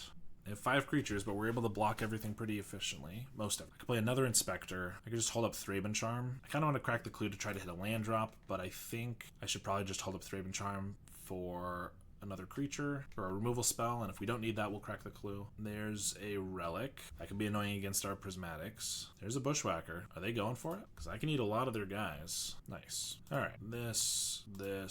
I want to eat the white ones because the Prismatics obviously want it all to be one color, and then we'll shoot the Tomb Raider. So all of this, and we're only taking 4 damage, and we lose 1 Inspector. Seems pretty good. Counterspell. I can't hold up Counterspell. I could just Inspector, but I think it's going to be hard for them to get through anyway, so I'm just going to crack this clue in case we get a tap land or something. Fair enough. We're just going to pass. There's a Burning Tree into sacking a Synth for an Epicure. Looks like they don't have the mountain, though. There's a Landscape. So do I just hold up Prismatic now? I kind of want to just Dawnbringer, crack the Landscape for blue, and then we can hold up Counterspell and Prismatic. Cracking the Relic before we've shown them the Prismatics is pretty great. Well, replacing it with another one is about the same then. They might cycle this one too, though. There's a Bushwhacker. Okay. I mean, we're just going to block 2 of these. I think we're just going to block all of these. We'll take 6, but we kill all their 1/1s. I know I give them 2 cards, but it'll be when we have this Counterspell and Prismatic up, so we can kind of do, figure out what we want to resolve anyway. Synth and Galvanic Blast. We'll just pass. They didn't activate the Relic, which is nice. I could counter this, then they have a Galvanic Blast for 2 damage. I think that's probably worth it. I could just Prismatic, but this puts another white creature on the field later, draws them 2 cards, does a lot of value for them. There's an Epicure. It would also have let the Galvanic be 4 damage, although I guess if we Strands it, it wouldn't deal anything. They crack the Relic. Nice. Play another Relic. Keep them coming. Great Furnace. And they just lost the Relic, so they still don't have Metalcraft. Alright, we can double block here if they want to kill one of the Dawnbringers with the Galvanic, that's fine. Block. Come on. I'd like this creature to block. Alright. They pick up a Dawnbringer, and we get a Blue Blast. Nice. Well, this feels like it's going to be a long one, but we've definitely taken control of the game. Assuming we don't just draw terribly, we'll be okay. What a beating for them. They're definitely not getting what they need, but we just have a lot of creatures. Like these Inspectors have been coming in handy, Dawnbringer. Well, I went out for a bit and you are not dead. Good news. Yeah, I think we're doing all right. They got 1 card in hand. We're still at 12 with all this in our hand. Ooh, plus we get a Cryogen. Play that. And another Blue Blast. It's just going to take us a little bit. We need to find some Skyfishers and stuff. Guess we did take out a lot of creatures, didn't we? Bushwhacker. I think that's fine. I kind of assume they have 2 Bushwhackers then. Because like this looks like it doesn't do anything. I mean, I guess it trades with this Inspector. Okay, just block, block, block. And then I Prismatic Strands. I mean, they don't know about this, but even without the Strands, it doesn't look very good for them. I could have killed the Burning Tree instead of the Bushwhacker. That might have been better, but there's a Skyfisher. Cryogen, Plains, Cryogen. Hold up the Landscape so I can finally get my black mana, and we'll swing. They had just a Bushwhacker last turn, so the chance they have like a Rally in hand is basically nothing. Plus we do have a Blue Blast if we really need, and a Prismatic. Alright, we won that one. Yeah, we took out Tithing, but we put in Shrivel. So Shrivel and Omen are the only black spells left in the deck, so not too important we get there, but this one looks pretty good. What is this Azorius CryoBlade deck? That's exactly what it is. All we're doing. We have a bunch of blockers. We have a Blue Blast. Things are looking decent. I probably want to hold up Blue Blast for turn 1. Well, their turn 2. so that if they have like a Burning Tree, I can just stop it right there. And then next turn I can play the Dawnbringer Cleric. There's the rally. I think we just counter it. It's a lot harder to deal with once there's 2 creatures on the board. I also did mulligan once, so they only have 3 cards left in hand. Prismatic's a good draw. Here's a Dawnbringer, gaining life. There's a relic. And they got the bolt this time. Chancer. Play Inspector and just Beachfront, I think. Want to have access to double white in case I want to like bounce the Inspector and replay it with the Skyfisher. Hi from Brazil. Hello. How's it going? Hello from the US. The Galvanic, the Inspector. 1 card left in hand though. It's a Bushwhacker. Yeah, good. Glad to hear that. All right, they have no cards. We're at 15 life. I think we're in a decent spot, although we do have a lot of lands here, and I don't really want to bounce a land with the Skyfisher. I think we'll just pass. Hold up Prismatic. If it's just 2 damage, I probably won't use it, but if they have like another Bushwhacker or something, we'll Prismatic, and we have the Clue token to crack if we don't want to do anything else. Hey, there's another Bushwhacker. They are going to be able to relic away the Prismatic strands, but can't do much about that, and it's gaining us 6 life here, so seems good. Ayo, I'm from Portugal. Both sides of the pond here, yeah. I am glad to hear I have quite the international audience. It is quite enjoyable to have that. Ooh, Omen of the Dead. Well, I have to play the Skyfisher to have a blocker. Well, this relic's pretty annoying because it's going to, they don't even have to crack it to eat the Prismatic strands, and then if they don't crack it, then this Omen of the Dead's not very good, but always see your videos on YouTube. Hard to see the streaming because of time zone. No, I totally understand. I wish that I could stream when everyone in the world could catch it, but I'm glad you're able to catch this one, and yeah, glad you're able to watch the videos at least. They just swing with the Percussionist. I mean, I'm gonna take that. If they get a bolt and they can kill the Skyfisher, maybe it's decent for them, but Bushwhacker they can use next turn. Okay. Landscape. I guess I'm just gonna cycle that, hope for like a 2-drop creature or something. I mean, that's a 2-drop creature. They crack the relic. Okay, Omen back online. They're looking for removal spells for these guys so they don't waste the Bushwhacker, which makes sense. Burning Tree into Bushwhacker and discard a card with their blood token. All right, I'm gonna intentionally trade one of these with the Burning Tree so that I can get it back with the Omen of the Dead. Plus, just saves us an extra life. We get a Cryogen, so I can play that and still Omen Skyfisher, which is what we'll do. Bring this back. I can finally stop bouncing my lands. Think we just go for the Cryogen because Omen currently doesn't work if they don't actually kill our guys. Plus, I would like to stop drawing lands. If they just get a bunch of bolts, I need to find more Prismatic strands, counter spells, life gain. So I think card draw is the right call here. Pauper is huge in Brazil. Yeah, it's definitely one of the biggest countries for Pauper. I know that. I know Italy's big. Brazil, of course. I know that the U.S. is not. I don't think is one of the bigger countries for Pauper. But yeah, we always talk about who produces content frequently. Okay, that is pretty sweet. Here's a relic. Let's get some, that's good too. Trying to get some life gain or something, but we want to deploy creatures, obviously. Just gonna pick up the relic. Like a Dawnbringer would be decent. All right, we'll just play it again. There's a Synthesizer, exiling another synth. Okay. Turns on their Galvanics, which is kind of annoying. There's a Bolt. Probably just goes face at this point. Yep. Let's see. I could Lorien. That gives me 3 shots to find something. Probably a better chance than anything else. Let's just do that. 2 more Loriens and a land. Okay. Play this and a land. I guess we have to hold back, but I also feel like we need to attack to race because we're at 5, but it feels like we might just add 2 bolts. We had a pretty good handle on the game, and then we just have not done much. And the Festivities and the Galvanic Blast just kills us. Yeah. I've played Esper Affinity and Gates recently. Yeah. How have you liked... what have you thought of the difference between those? Like Esper Affinity and Esper Gates, I'm assuming. I know we've been talking about that a lot here. People have very, what am I trying to say? Very specific opinions about which one they like better. Divided opinions. There we go. All right, on the play. Not terrible. Definitely feels like we have a lot of tap lands with the landscapes and the Loriens. That's definitely something to keep in mind. I think we'll keep this one, though. What do you think about the name Pauper? I spoke to some people about this.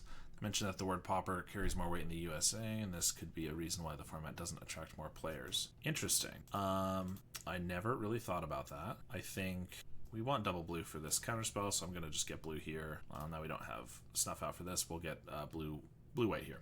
The name does have...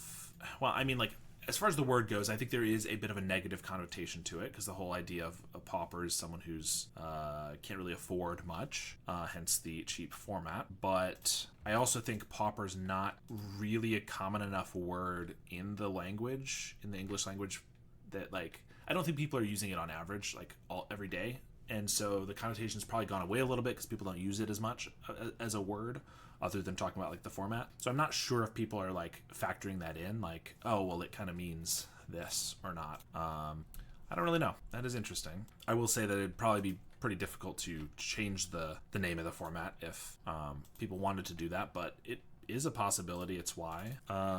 I think that it's maybe going along with the name, but I think one of the reasons why it's not as popular in the US is because not specifically the word pauper, but the format. They just think, oh, it's all commons and it's all cheap, and that automatically means it's bad and like not good cards, not fun. And obviously that's incorrect, but I think people make that misconception about like, oh, well, it must be dinky cards then.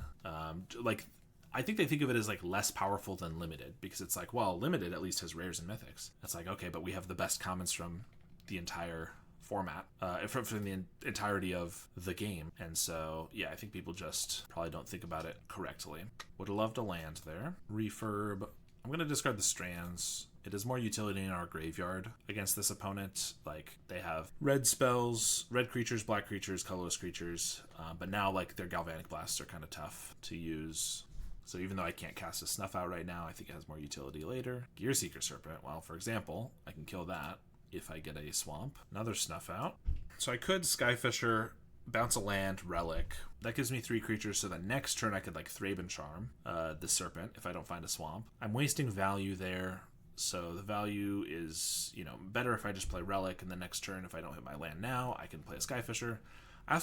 I also could hold up a counterspell. I could like Skyfisher and then counterspell. That could be good. Heliomadius subscribed. Helamadius with Prime. Thank you very much for that. Here it's not a problem since it's in English. Clearly the financial aspect was the main reason the format attracted more players. Now more players are joining because they really like the format. Yeah, I mean, to me, the financial reason is like a big draw. I think I'm just going to go for the greedy play here. Financial reason is a big draw, and then also it's just a great format. But I guess the way I would say it is that people who don't care about the financial aspect, who are able to play Legacy and Modern because they have that amount of disposable income, think, well, there's no reason to play Pauper because the only reason to play Pauper is that it's cheap. And that's not true. The reason to play Pauper is because it's a great format.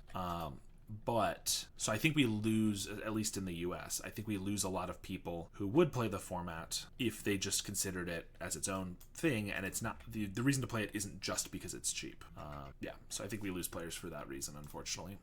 Well, they just played a Spellbomb, so I might as well get my 5 life while I can here, I think. They did tap out a black, so the chances they crack this Spellbomb before our next turn maybe are lower, but I think I'd rather just save the 5 life and not let them blow it up for free, especially with Snuff Outs in hand. We finally hit a land, but it's not a black one. I can't go for, like, I could Dreamstalker, bounce an island, replay, Thraben Charm, a Gearseeker, but they have probably Galvanic Blast up, which I can't use now, so that might have been a reason not to do that. But Dreamstalker does also block the Mirror Enforcer, which seems good. So we'll just do this. We'll probably have to discard if we don't hit the right cards. Well, that was one of the right cards, so we'll pass here. Yeah, if I have so much money, I'd start playing Legacy, etc. Yeah, no, like, if I could afford it, I would probably play some Legacy. I'd probably play some Modern. But if overnight I could afford those, I wouldn't stop playing Pauper, right? Pauper is just a great format. Whereas I think a lot of people who are already into those formats are like, well, why would I go down to like a cheaper format, as if that somehow makes it a worse format. I think we have to chump here. The Snuff Outs are going to cost life, plus they could have Galvanic Blasts and stuff, so I don't really want to take unnecessary damage. But now I like Pauper, about community, and the way that the format's evolving. Yeah, 100%. It is pretty good. Well, I think now we just like Cryogen and hold up counter spells and stuff. Hope to hit those lands. Finally. Okay, now we have Snuff Out. So that's something. So I don't have to take another Serpent hit or Chump Block or anything. Yeah, let's just pass. I love Pauper, Legacy, and Cube. They're my 3 favorites. Cube for sure. I mean, Cube is like a million formats, but like if you consider that one format, yeah, Cube is definitely one of my favorites. Ooh, love to see this. They activate the Serpent to get in, but I can snuff it out because they just tapped out 6 mana for that. Also, I could just Thraben Charm it now, but we have the snuff outs, so I might as well just use this. I read a bi-weekly column about the format for the biggest Brazilian marketplace called Liga Magic. That is awesome. Bi-weekly column about the format. Are you talking about different decks that are popping up, or just like general format stuff, or what does an average column look like? All right, we don't need more card draw. Let's just hit our land drop with this. I have all 2 drops in hand, so I can get a beachfront. I don't really want to snuff out because then they could maybe kill us with whatever it's called, Galvanic Blasts. So I think maybe we just Thraben Charm the Mirror Enforcer, and then I can attack with my ground creatures, and then hold up Counterspell, Thraben Charm, etc. Love the way the format kept going with PFP, community, the increasing number of events. Yeah, no, it's been great. The PFP has been really good. Love to see that like Paupergeddon and stuff has been growing every single event. Me and my local group have been spreading the good word across a lot of the Midwest here in Ohio, Indiana, Kentucky, and whatnot, trying to get people playing, and we've been doing a decent job of it, I think. Always trying to get more people in. Makeshift munitions. I could Thraben Charm that, but I think I want to have a Thraben Charm for like a Blood Fountain. Plus I have 2 counter spells. I have the mana up. I think I might as well. Talk about everything, decks, community events. Nice. That sounds awesome. Planes. Alright, we're gonna Skyfisher, pick up this relic. Now we can start attacking with the other Skyfisher. Last weekend we had an event with 170 players at a local game store. Wrote about it. That is crazy. Was it like a big event, like a 1K or like equivalent, like some giant tournament with prizes on the line, or was it just kind of like a weekly or something? I think we'll take a Galvanic Blast to the face. I kind of want to counterspell it, but we'll hold it up for the next one. Palace Sentinels. I'm not going to play that yet because I'd have to tap out of counterspell, and I don't think I want to do that anymore. Wrote about it. Yeah, that is sweet. We definitely don't have any tournaments quite that large happening around here, much as I would love it. 15K, we're out 3K. Okay, I mean, that's a big tournament for sure. That's really cool. We're definitely trying to get some more big events going on, some 1Ks and stuff like that around here, but it is tough. Is this worth countering? If they just have 2 more Galvanic Blasts, I guess we die if we counter it. I think it's fine. They can have their draw too. They'll stun a Skyfisher. So did you play in that event, or did you just write about it? If you did play in it, what did you play? I guess you said Esper, Affinity, and Gates are like your decks. Gear Seeker, we can snuff that out. I'm not going to pay life for it, but we can just snuff it out for full cost. Gonna cycle this. I guess if they have double Galvanic, then they can just win right here. They do. They've been sandbagging them. I mean, I could have never tapped out of Counterspell. I was trying to play around it, but I also just didn't actually think they would have all 4 Galvanic Blasts. 1, 2, 3, 4 in 23 cards. So that's tough. Dust to dust. I mean, we died there from 4 Galvanic Blasts and 1 snuff out. They didn't hit us a single time. That's interesting. Generally, I would take out snuff outs, but with the Serpents, I actually think they're not bad. Same with Tithing Blades. Dawnbringer's not super necessary. Prismatic, we died there to a bunch of red spells, but still, I don't think it's great here. I don't know if we need this many blue blasts. This marketplace, League of Magic having a circuit around Brazil. We have almost 100 LGS participating only in Pauper, more than 120 stores across all formats. That's crazy. That's awesome. Sure. We don't have a ton going on here. And I guess we need some removal spells before we get this Palace Sentinels down, probably. But Great Furnace, Tithing Blade's decent. We're just going to cycle this for blue-white, I think. Make sure our mana's good. They got a Wellspring. Island. I'm just going to pass, cycle this landscape. If they don't play any creatures, I might just slam a Palace Sentinels. I maybe don't want to cycle this landscape.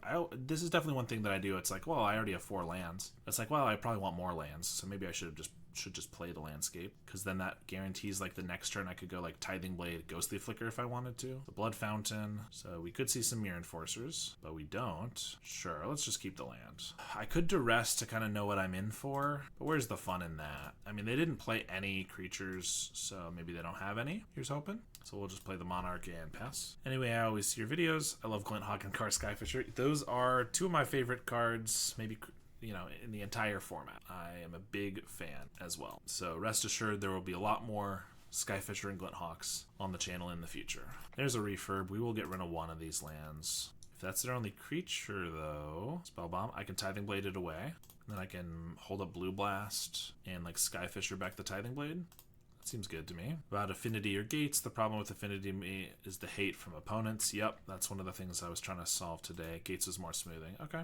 Definitely one of the things I was trying to solve, because I'm playing a non-Gates, non-Affinity list of Cryogen, and I was trying to solve the fact that you get hated out a lot from the opponents. There's an Enforcer and a Gear Seeker. Okay. We have Tithing Blade and Ghostly Flicker to get rid of these guys, though. I think we probably just want to hit our land drop because we're already drawing a bunch of cards. So let's cycle this, Tithing Blade, and we'll leave it back. And the fact we can choose the color when the land enters solves a big problem with Affinity. I agree with that. One of my issues with the deck with the Gates version has been that even though you can choose colors, so that helps your mana, for Basilisk Gates, being colorless lands makes it so your mana is worse. So it's kind of a push and pull kind of a thing. They bargain away a Wellspring. I think they might have a Galvanic here, but I think the chances are that they are less likely to have a Galvanic than after they've drawn. Plus, I'd rather they have to sack the Serpent before maybe they have another bargain. So I'm going to go for the Ghostly Flicker. And if they have the Galvanic, it's fine. It's not the end of the world. We still get to kill the Serpent and keep our Monarch. Pyroblast. Well, that's not great, because now I have to chump. Not quite what I wanted. You can always try to play 2 Basilisks instead of 4. You could. I think that's probably just a mistake. It feels like if you're going to play Gates, the reason to play Gates is Basilisk. So, I don't know. I don't really like that idea, personally. And they have a refurb. Guess we get rid of Blue Blast. Dreamstalker, so I can... Ugh. They had all the right stuff. The Pyroblast, the extra creature here. Because I can get the Tithing Blade again. Or I could, like, Cryogen, keep this tapped, and then play Skyfisher as a flyer, I guess. Maybe. Basilisk Gate is a great way to effectively win. Slowness is another problem with Affinity. Yeah, definitely can be a bit slow. What if the Gates are the secondary plan, though? The full Esper Blade package with a backup. I mean, I think that's somewhat reasonable, and like maybe it's just underexplored. I could see maybe it is worth it. But to me, it just feels like the Gates fixing your mana is not enough of a payoff in my mind for you to be playing so many tap lands. So the payoff is the Basilisk Gate. So you're making your deck so much slower with so many tap lands in order to make the Basilisk Gate a really good win con. And then if you don't have the Basilisk Gate when you need it, then it just feels like it's not going to be great. But I don't know for sure. All right, now we will Skyfisher. My test, I read Heap Gate. It's okay not to have a problem with lands that generate in code. Yeah, Heap Gate's good too, but it is also just even more slow. I kind of just want to pick up the Relic. Like, Tithing Blade eats this. They attack in, they get in anyway. Then they can, like, buy back 2 of these. I think I'm just going to do the Relic and then duress them. Take away a Spell Bomb. I can play a Dreamstalker, and I can technically have blockers for both. Then I chump the here. Keeps the Monarch around. Plus it buys back my Tithing Blade. Although if I just have this, they're forced to kind of attack with both, because otherwise I can chump. And if they block here, then I get to eat this. So I could just play the Relic. Then they buy this back. I might not get the Monarch back. I don't know. I think we do the Dreamstalker. See, but what I felt is that I can effectively choose what I want to play and not just choose what I can play because of the mana base. That's true. Affinity generates a feeling play because it's the only thing possible, mainly in early game. That's true. You definitely have a little more restriction on your mana. Did they really top deck a Galvanic Blast? Because the reason I duressed them was to get rid of a Galvanic Blast. Of course they did. Oh my god. Ugh. I mean, Dust to Dust is a good draw. I just take it then, and I can Dust this, and I can Tithing the other one. If they can't kill the Dreamstalker or block it, which I know their last card, so unless they top deck a Pyroblast here, I should be able to get in. And then you get Dusted on turn 3. That is very true. I mean, I've been playing some Metallic Rebukes in the list again to have some counter spells, which has been really nice against Dusts. It's been good against Mass Vandals and a lot of other stuff. They crack the Blood Fountain for Refurb and Enforcer so that they can have a blocker. Okay, things can go pretty well for us here because I can Dust to Dust these 2. That's pretty good, but I can't do it yet. I can Dust to Dust these 2, Tithing Blade this one, and attack in. So we're definitely doing that. They know we have the Tithing Blade. So we take the Monarch back, Tithing them, and then I can also play the Cryogen. We know they have a Refurb, though, so I might want to just hold this Beachfront for that in case I get something better there, which I did. Oh, we also draw something here, but yeah, okay. I can just discard the land. They have a Spell Bomb, never mind. So Omen's worse because they can't pick up a Skyfisher then, unless they go for the Spell Bomb while we have mana up. Munitions. Okay. It's going to be tough to take down this Dreamstalker from munitions, that's for sure. I just need removal for this guy. Wish they did not have this Spell Bomb. I don't think I'm going to compound things and play a Goliath Paladin, so that, because if they take the initiative and the Monarch and can just, oh, cast down. Okay, sure. Well, I guess this throws a little bit of a wrinkle, because I could play a couple Inspectors, so if they take the Monarch, I can attack back. Technically, they could throw a bunch of artifacts to kill the Inspectors, but it is 4 that they'd have to do for both of them. But I think we'll see what we draw here. We draw a Skyfisher. Nice. Well, in that case, I can just Tithing Blade the Refurb. Omen now. Well, they have a Spell Bomb on board, so I don't want to Omen into that. I mean, I might at some point to like bait it, but it wasn't actually going to buy us back a creature, so it didn't seem like it was going to be super effective there. And luckily, by drawing, we'd found the Skyfisher. I'm pretty sure they still have the Silverbluff Bridge in hand. Maybe they've been keeping it because they think we're going to refurb them. They did, in fact. They just got rid of it. The blood token. Send before core. Yeah, I gotcha. Now they crack their Spell Bomb, which is great, because now if our core dies, our Omen can get it back, assuming they don't find another Spell Bomb, although they've already gone through 2. This is much better. Yeah, this is great. If they don't put a creature down here, I also get to take the initiative, and things go really good for us. Really well for us. Nice. Tithing Blade's pretty good, too. We'll swing. I don't know if they have Krarks. We didn't see them game 1, but... and I'm sure they were there, but like game 2, sometimes this deck only plays a lot of flyers, so I'm not sure if they are going to have them. But in any case, I think we cast a Paladin. Omen secures the next turn. Yeah, I mean, we're probably going to hold up the Omen if we can here, but obviously only if they kill something will it be super relevant. But I get to play an island, and then in case they have a Krark, I'm not going to run out this Inspector. We're already winning on board. We can cycle this Landscape. Also, we have mana to hold up a Counterspell if they have that, or if we draw that, rather. Munitions throwing at us. Sure. So they're just going to try to... This could be the classic, oh, I think everything's going great for us, and then they just have a couple Galvanics and a Munitions and we'll die. Dust to Dust is pretty decent. There's a Wellspring. I guess a Thraben Charm would be nice to find for the makeshift munitions. They're going to throw that at us. There's an Enforcer. They've used 2 Galvanic Blasts so far. We're going to cycle for a Duress. I think we got to go for the Forge because we're trying to win as fast as possible here, but it's possible I should just Surveil or Scry for the Thraben Charm. If I Tithing Blade, 1, 2, 3, 4, 5, 6, 7, 8... So if I Tithing Blade, they throw this at us. Then I Dust to Dust, they can throw 1 more. So we're at 9, and they'll have 5 lands. So a land and a Galvanic would kill us, but I can't Duress, or I can't Tithing Blade and Duress. Plus, if I have a Duress, they're going to just cast a Galvanic in response anyway. So that doesn't do much. Well, I think I'm going to cast an Inspector, and... Nope, we only had 2 white mana, so now I can't Dust to Dust. That was silly. I was thinking, oh, I want to find the Thraben Charm, which if I do, it would be worth it. But if I don't... It's not going to be worth it, probably. Snuff Out. I'm not gonna cast that. I could flip a Tithing Blade. I'm gonna crack this Relic. There's a very real possibility that if we don't, we get a Swamp. That's not bad because now I can Duress and Tithing Blade. But if they just have like 2 Galvanic Blasts, we're gonna die on their turn. Double Pyro and a Reckoner's Bargain. I don't care about Pyro. Reckoner's Bargain is the one. There's no reason to leave this up. We're gonna kill this, but they're gonna throw it at us, which means we're at 10. 1, 2, 3, 4, 5, 6. So if they top deck a Galvanic Blast, we're gonna die, which they've been very lucky to do so far. If they don't, we're in a pretty good spot. But they're gonna throw a land at us at their end step because they had 1 mana left. This is something you should not do. We got a Counterspell, so it's possible we should have left up a Counterspell mana, although we would have had to not play other things. You shouldn't throw a land with a makeshift at the end step because you have an untapped mana, because you're losing a creature anyway, or you're losing a land anyway, which means you're already going to be down that mana for the next turn regardless. So it doesn't actually save you any mana, and you just make it so you have less mana for the next turn. They got a Gear Seeker Serpent, which means we are going to win because I can snuff that out, not paying life, and we're trapping them, and I guess even if with just trap, they're dead regardless. Now they can throw things at our creatures, but alright, trap them. Now we find the Thraben Charm. Rude that it was so late. Kill this and just attack with everybody. Oh, also I said Counterspell would like win us the game, but they have Pyroblasts, so unless it was exact mana, which I think actually it would have been if it was a Galvanic, so maybe it could have kept us alive, but... Alright, well, that was only game 2. We have 7 minutes for the last game, so let's try to not squander them. Only 7 minutes is hard. Yeah, it's a little tough with a grindy matchup like this, but we'll be fine, hopefully. This hand is pretty decent. We need to not get flooded, but landscapes help with that. 6th land, perfect. Blood Fountain. They kept a 1-lander? That's crazy. They mulligan that hard? Nope, they kept 7 cards in hand and kept a 1-lander. Getting rid of a Pyroblast. They find the Great Furnace, good for them. Spell Bomb, Goliath Paladin. I don't even want to pick this up right away because we'll be discarding. I'm just going to play this Inspector and then we can crack this clue.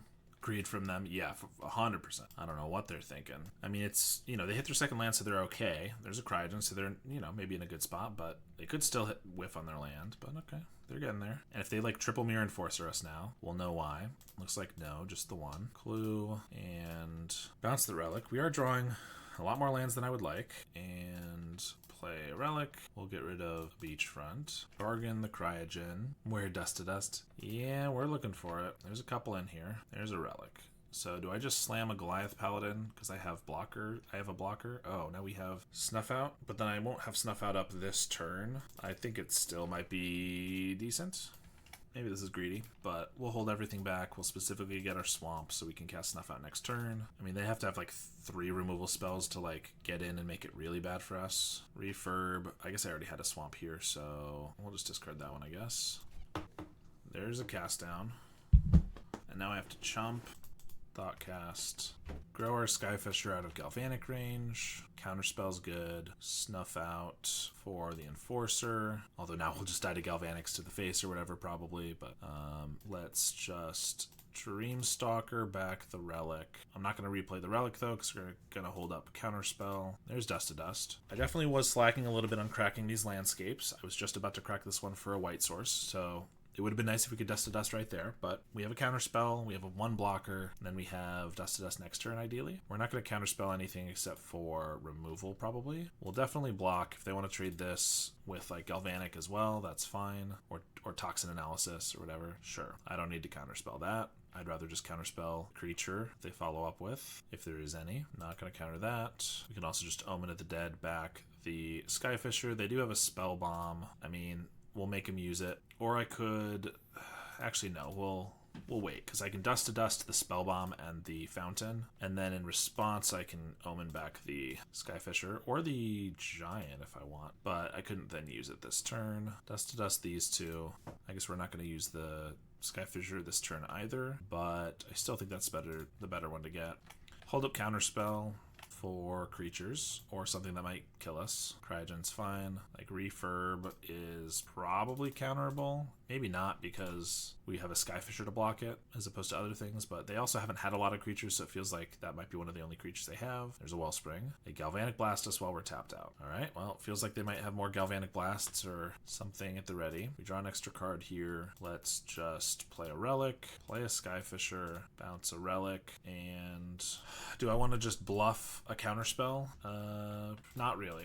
I think we just play, like, if they have double Galvanic, they're going to get us at some point anyway. Good for them. If they have Makeshift, probably the same thing, although that one they might be a little more hesitant about. But it feels like if they just get some creatures, we would like to have drawn cards to find removal for those. Crack a Relic, they bargain a Wellspring. There's a Gear Seeker Serpent.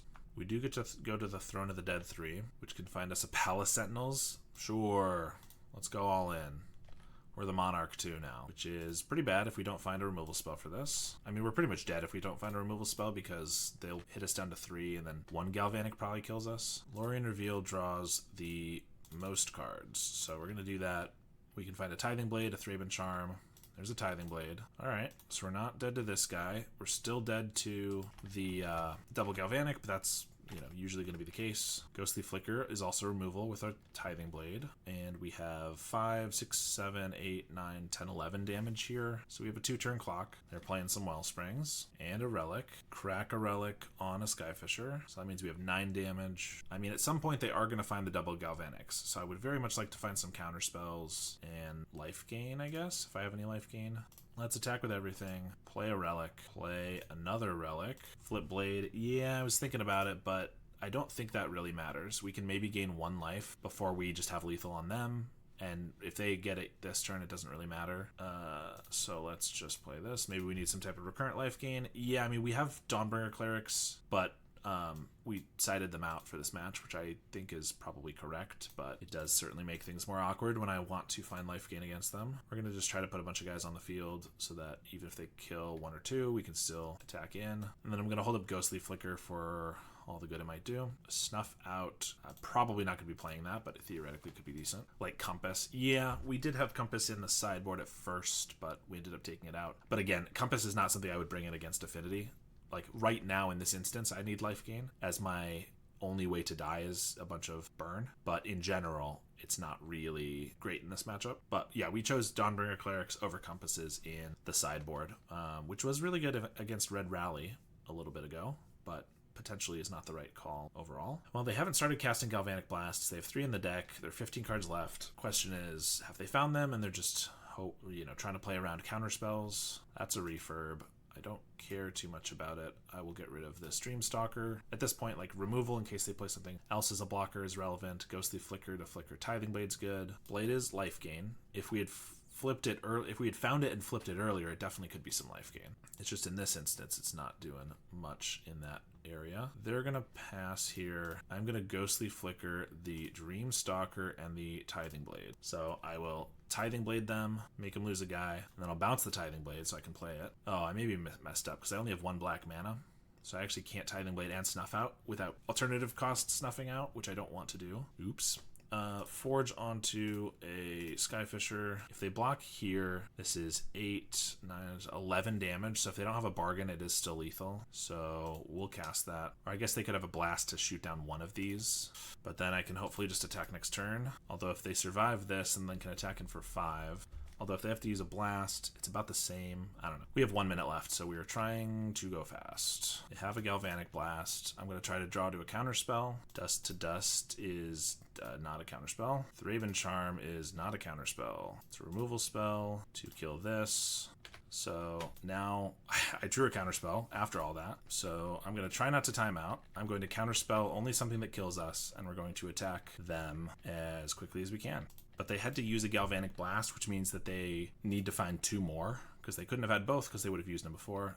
That does not stop us. Oh, also we just have a trap. So they have to gain life here, or they just die. Plus we have a counterspell to counter like a Reckoner's Bargain or something. Oh my gosh, we won the match.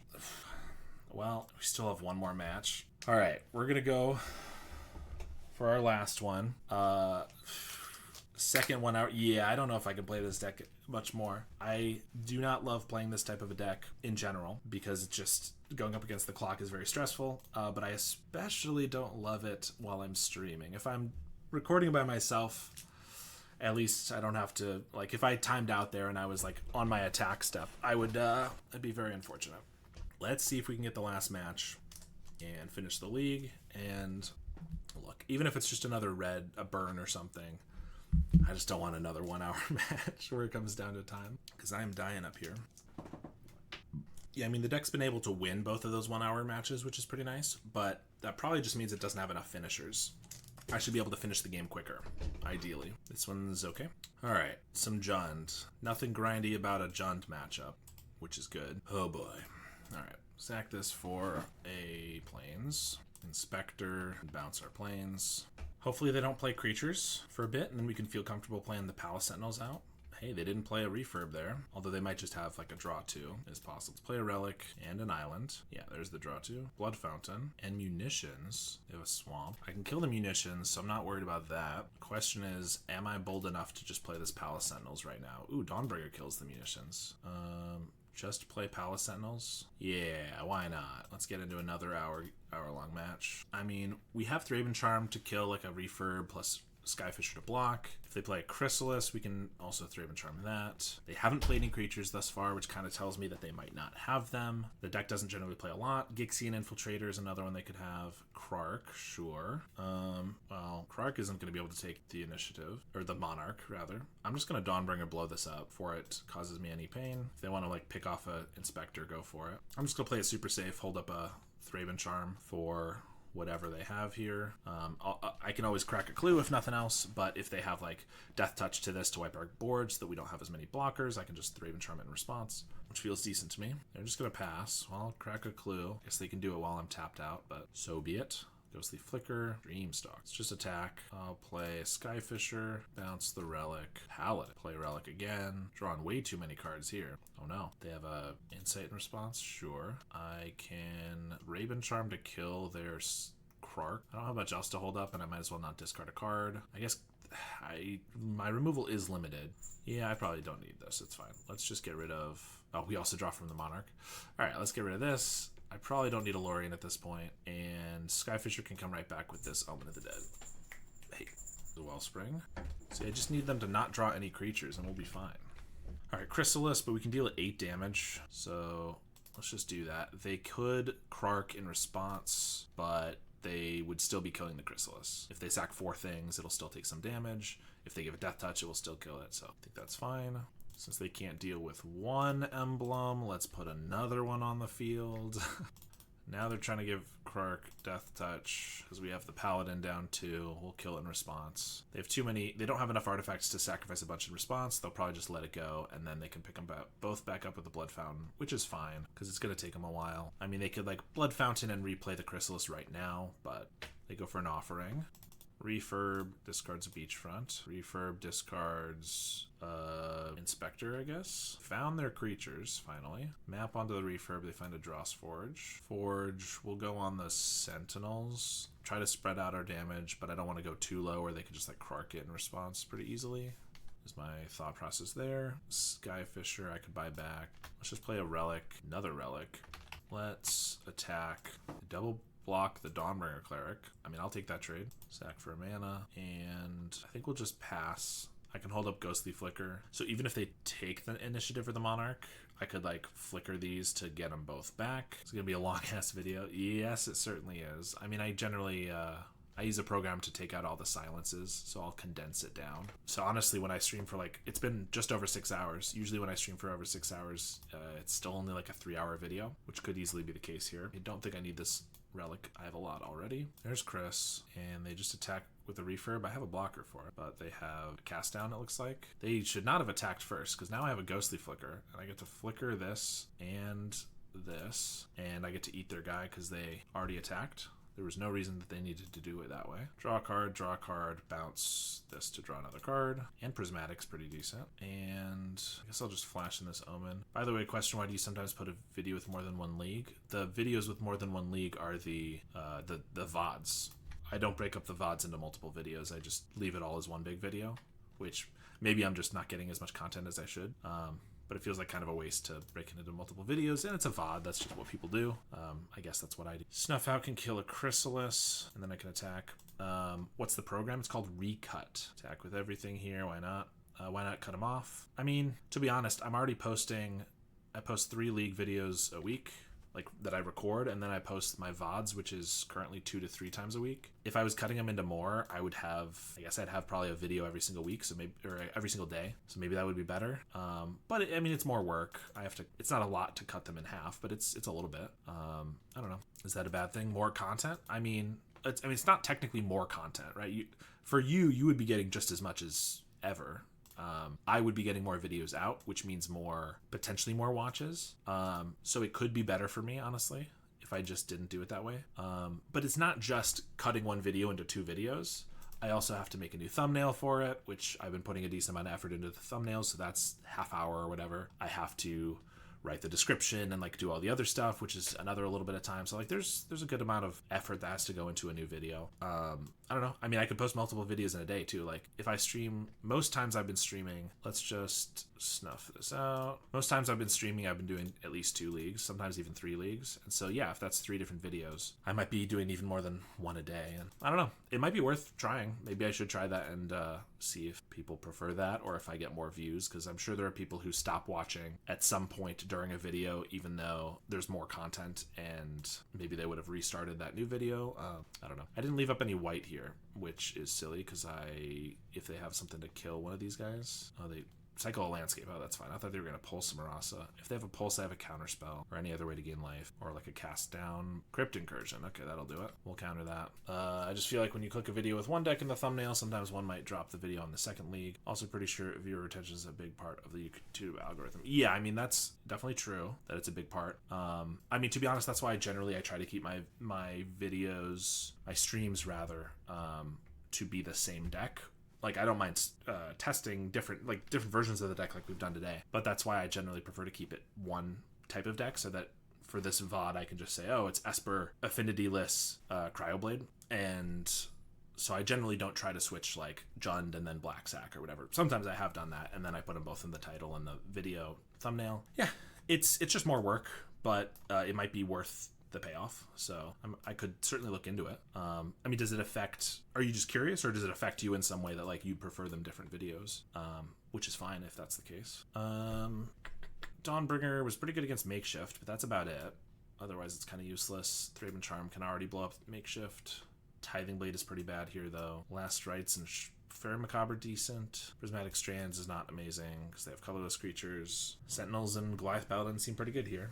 Give this one a try.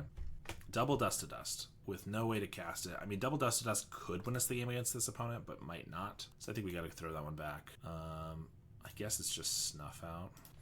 I'm curious if I want to watch a deck, I click. If I don't, I click off. Also kind of why I said what I said. Sometimes I don't feel like watching a deck and I click off. Yeah, I mean, to me, I just like that is totally fine, and other people might think the same thing. The reason that to me it doesn't seem to make much difference is if I do keep it to be the same deck roughly, if you're enjoying that deck or like enjoying the video, you'll probably just keep watching. And if you don't like it and you click off, then that's fine. But are you really going to then click on another video with basically the same deck by the same person? I don't know. If so, maybe it is worth looking into.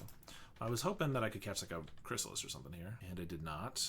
And now I'm not doing anything, so I guess now we'll tap out, and then they'll play the Chrysalis. Temporal Intervention may be a good option in sideboard. For this deck, it doesn't feel like we're probably going to be able to have the black mana. Like, we've had some issues having black mana up every time we needed it, so I think that could be tough. And also, I don't know how many, like, we don't have a million ways to return stuff or like make things disappear, so I'm not sure about that. I don't know.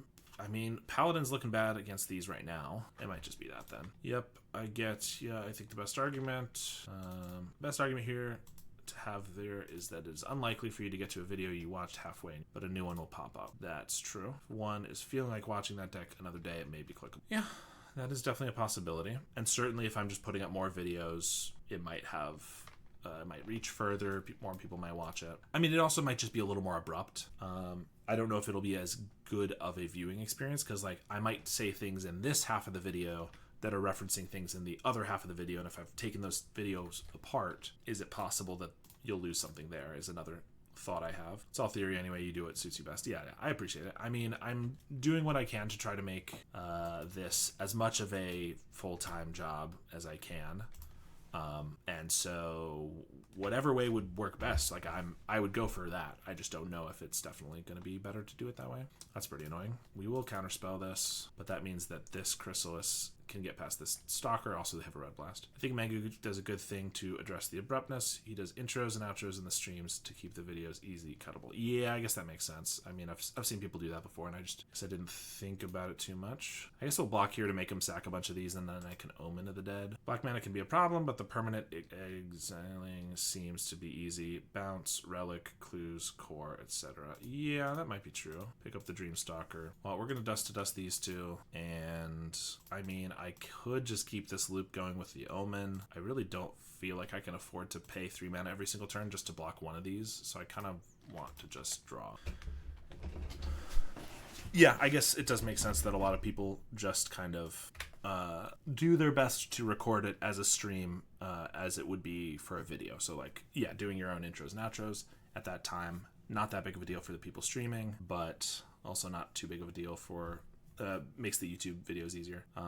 So yeah, I could definitely try that. Watching you play, it seems to me that being able to take away opponents' options could help the game progress. Yeah, I think you might be right about that. I'm just not sure if the Temporal Intervention, it could be decent. I mean, I think our mana base is a little rough, and so I think that's part of it. So we might just want to address that in general. Counterspell, I mean, I guess I keep one of these tapped. We're pretty much dead here, I think. Land, Inspector, I'm gonna have to double chump. I guess maybe we're not quite dead. Hold up Counterspell here. Yeah, I also guess if that's what a lot of other people do, is like cutting the videos into multiple, then if that's kind of just the standard, it might be because people enjoy that, or it might just be what people to put out more videos.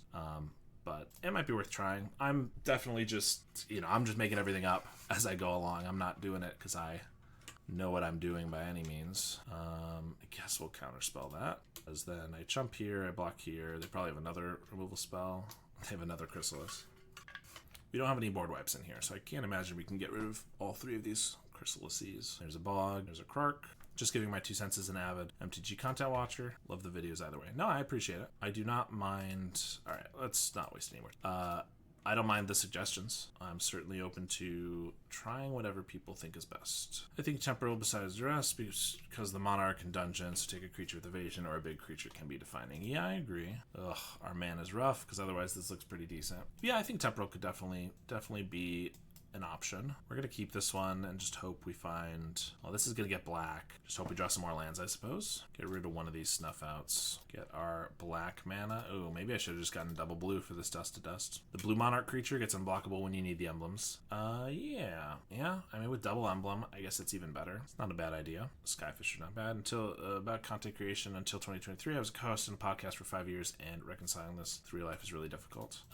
Yeah, in what way? Are you saying just like it took a lot of time to run the podcast versus your everyday life? Because I can imagine it would take a lot of time. Another snuff out. Pick up the relic, hope for an untapped land. Not what we need. Yeah, studying, recording, editing. Yeah, it definitely takes thinking about it. Yeah, it takes a lot of time for sure. I mean, before, when I had a full-time job, I was only putting out 2 videos a week, 2 edited videos a week, and I wasn't streaming and I wasn't doing shorts because, yeah, it was too much to do all of that. So I've had a little more time, so I've been able to, but yes, I certainly would not be able to if I was still doing all that. Making this with quality is really hard. I agree.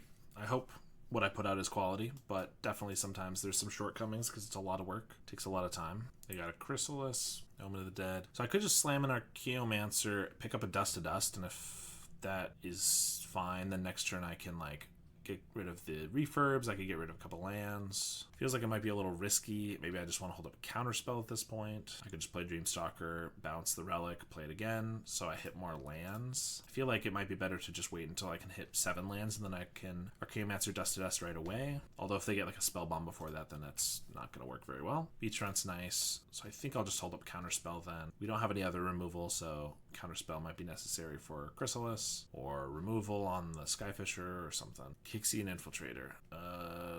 That's going to get big quick, and I'm not going to be able to block it forever. I guess we'll just counter that. Well, they get the Pyroblast, so what are you going to do? Cleansing Wildfire, and a cast down for the Skyfisher. Yup. Well, we can Relic, Omen of the Dead, the Skyfisher, bring it back, play it again, pick up the Cryogen, I think. Play this. We'll just sacrifice for more blue, and we'll go for a black. Pass. I mean, next turn I can Archaeomancer Dust to Dust the 2 refurbs. That's something. Probably have to chump the Infiltrator because it's going to be enormous. They duress us. They could take whatever. I guess having removal for one of these would have been nice. I'm married with a 4-year-old kid now, 2 years old back then. I wanted to get to the end of the day and talk about Magic with some content, but it was very difficult. So I think valuing the producers who do something for the format we play is essential. I agree. I think that's very well said. I think a lot of people would definitely like to make content and stuff, and it's a lot of work and tough, and so not everyone's able to. I have Toxin for this, so the Skyfisher will die too. Crack a Clue. So I could Dust to Dust to get this gone, but these are the problem. I can Archaeomancer for a Snuff Out to kill the Chrysalis. Yeah, I guess that's not terrible. Pick up Snuff Out, play Inspector, snuff out the Chrysalis. I'm going to 5, so if they just have a way to kill both my creatures, then that's not great. But I can kill both of these, have some chump blockers. Yep, people getting our loved hobbies out there. It takes a lot of work and must be supported. Well, I appreciate the support. I'm glad people enjoy what I do. Blood Fountain, brutal. I mean, I've been making videos on this channel for about 5.5 years. It's only been Pauper for about 1.5 years. Before that, I did a lot of Commander, Limited, various videos, a lot of comedy videos, and I still sometimes make those. But I have trouble sticking to just one thing, and so I move around a lot with what I want to do. But Pauper has just been perfect timing. Pauper's just been what I've enjoyed doing for the last 1.5 years, and probably, hopefully, for a while longer. Because it's just a pretty great format. That said, I'm losing right now, so it's a terrible format, and I'll never play again. All right. Well, we went 2-3. We won 2 extremely long matches. against Jeskai Cryo Gates, and we won against Gardens, and we lost against everybody else. I think we probably just don't have enough win cons. I had originally like 3 Paladins, 2 Sentinels and stuff in the deck to make it more Monarch and Initiative oriented, and I think that having more of those could have been good so that we actually have some win cons. So I think maybe going in that direction could be good. This could be a decent shell, I think, for Gates. This would be a very different Gates deck than the one that A Hunter and the other lists that have been run. Lorien may not be needed, to be honest. Yeah, there were some matches. Well, yeah, in this list, like I liked the Lorien a lot in the other list that I played originally, the first one, but this one felt it was always cycling pretty much, and then it was just not. It was just a lot of tap land. It was basically just tap lands.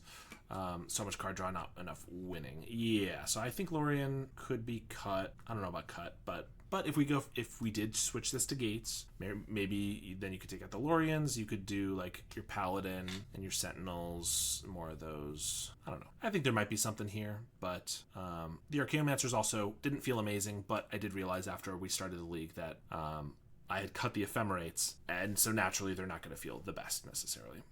So MTG's having a hard time about many things. Found a comforting format is awesome. Pauper is still about the gathering. Indeed. It is an interesting direction for sure. Yeah, I think it's kind of cool. There's some cool stuff you can do with it for sure. But I am going to call the stream there.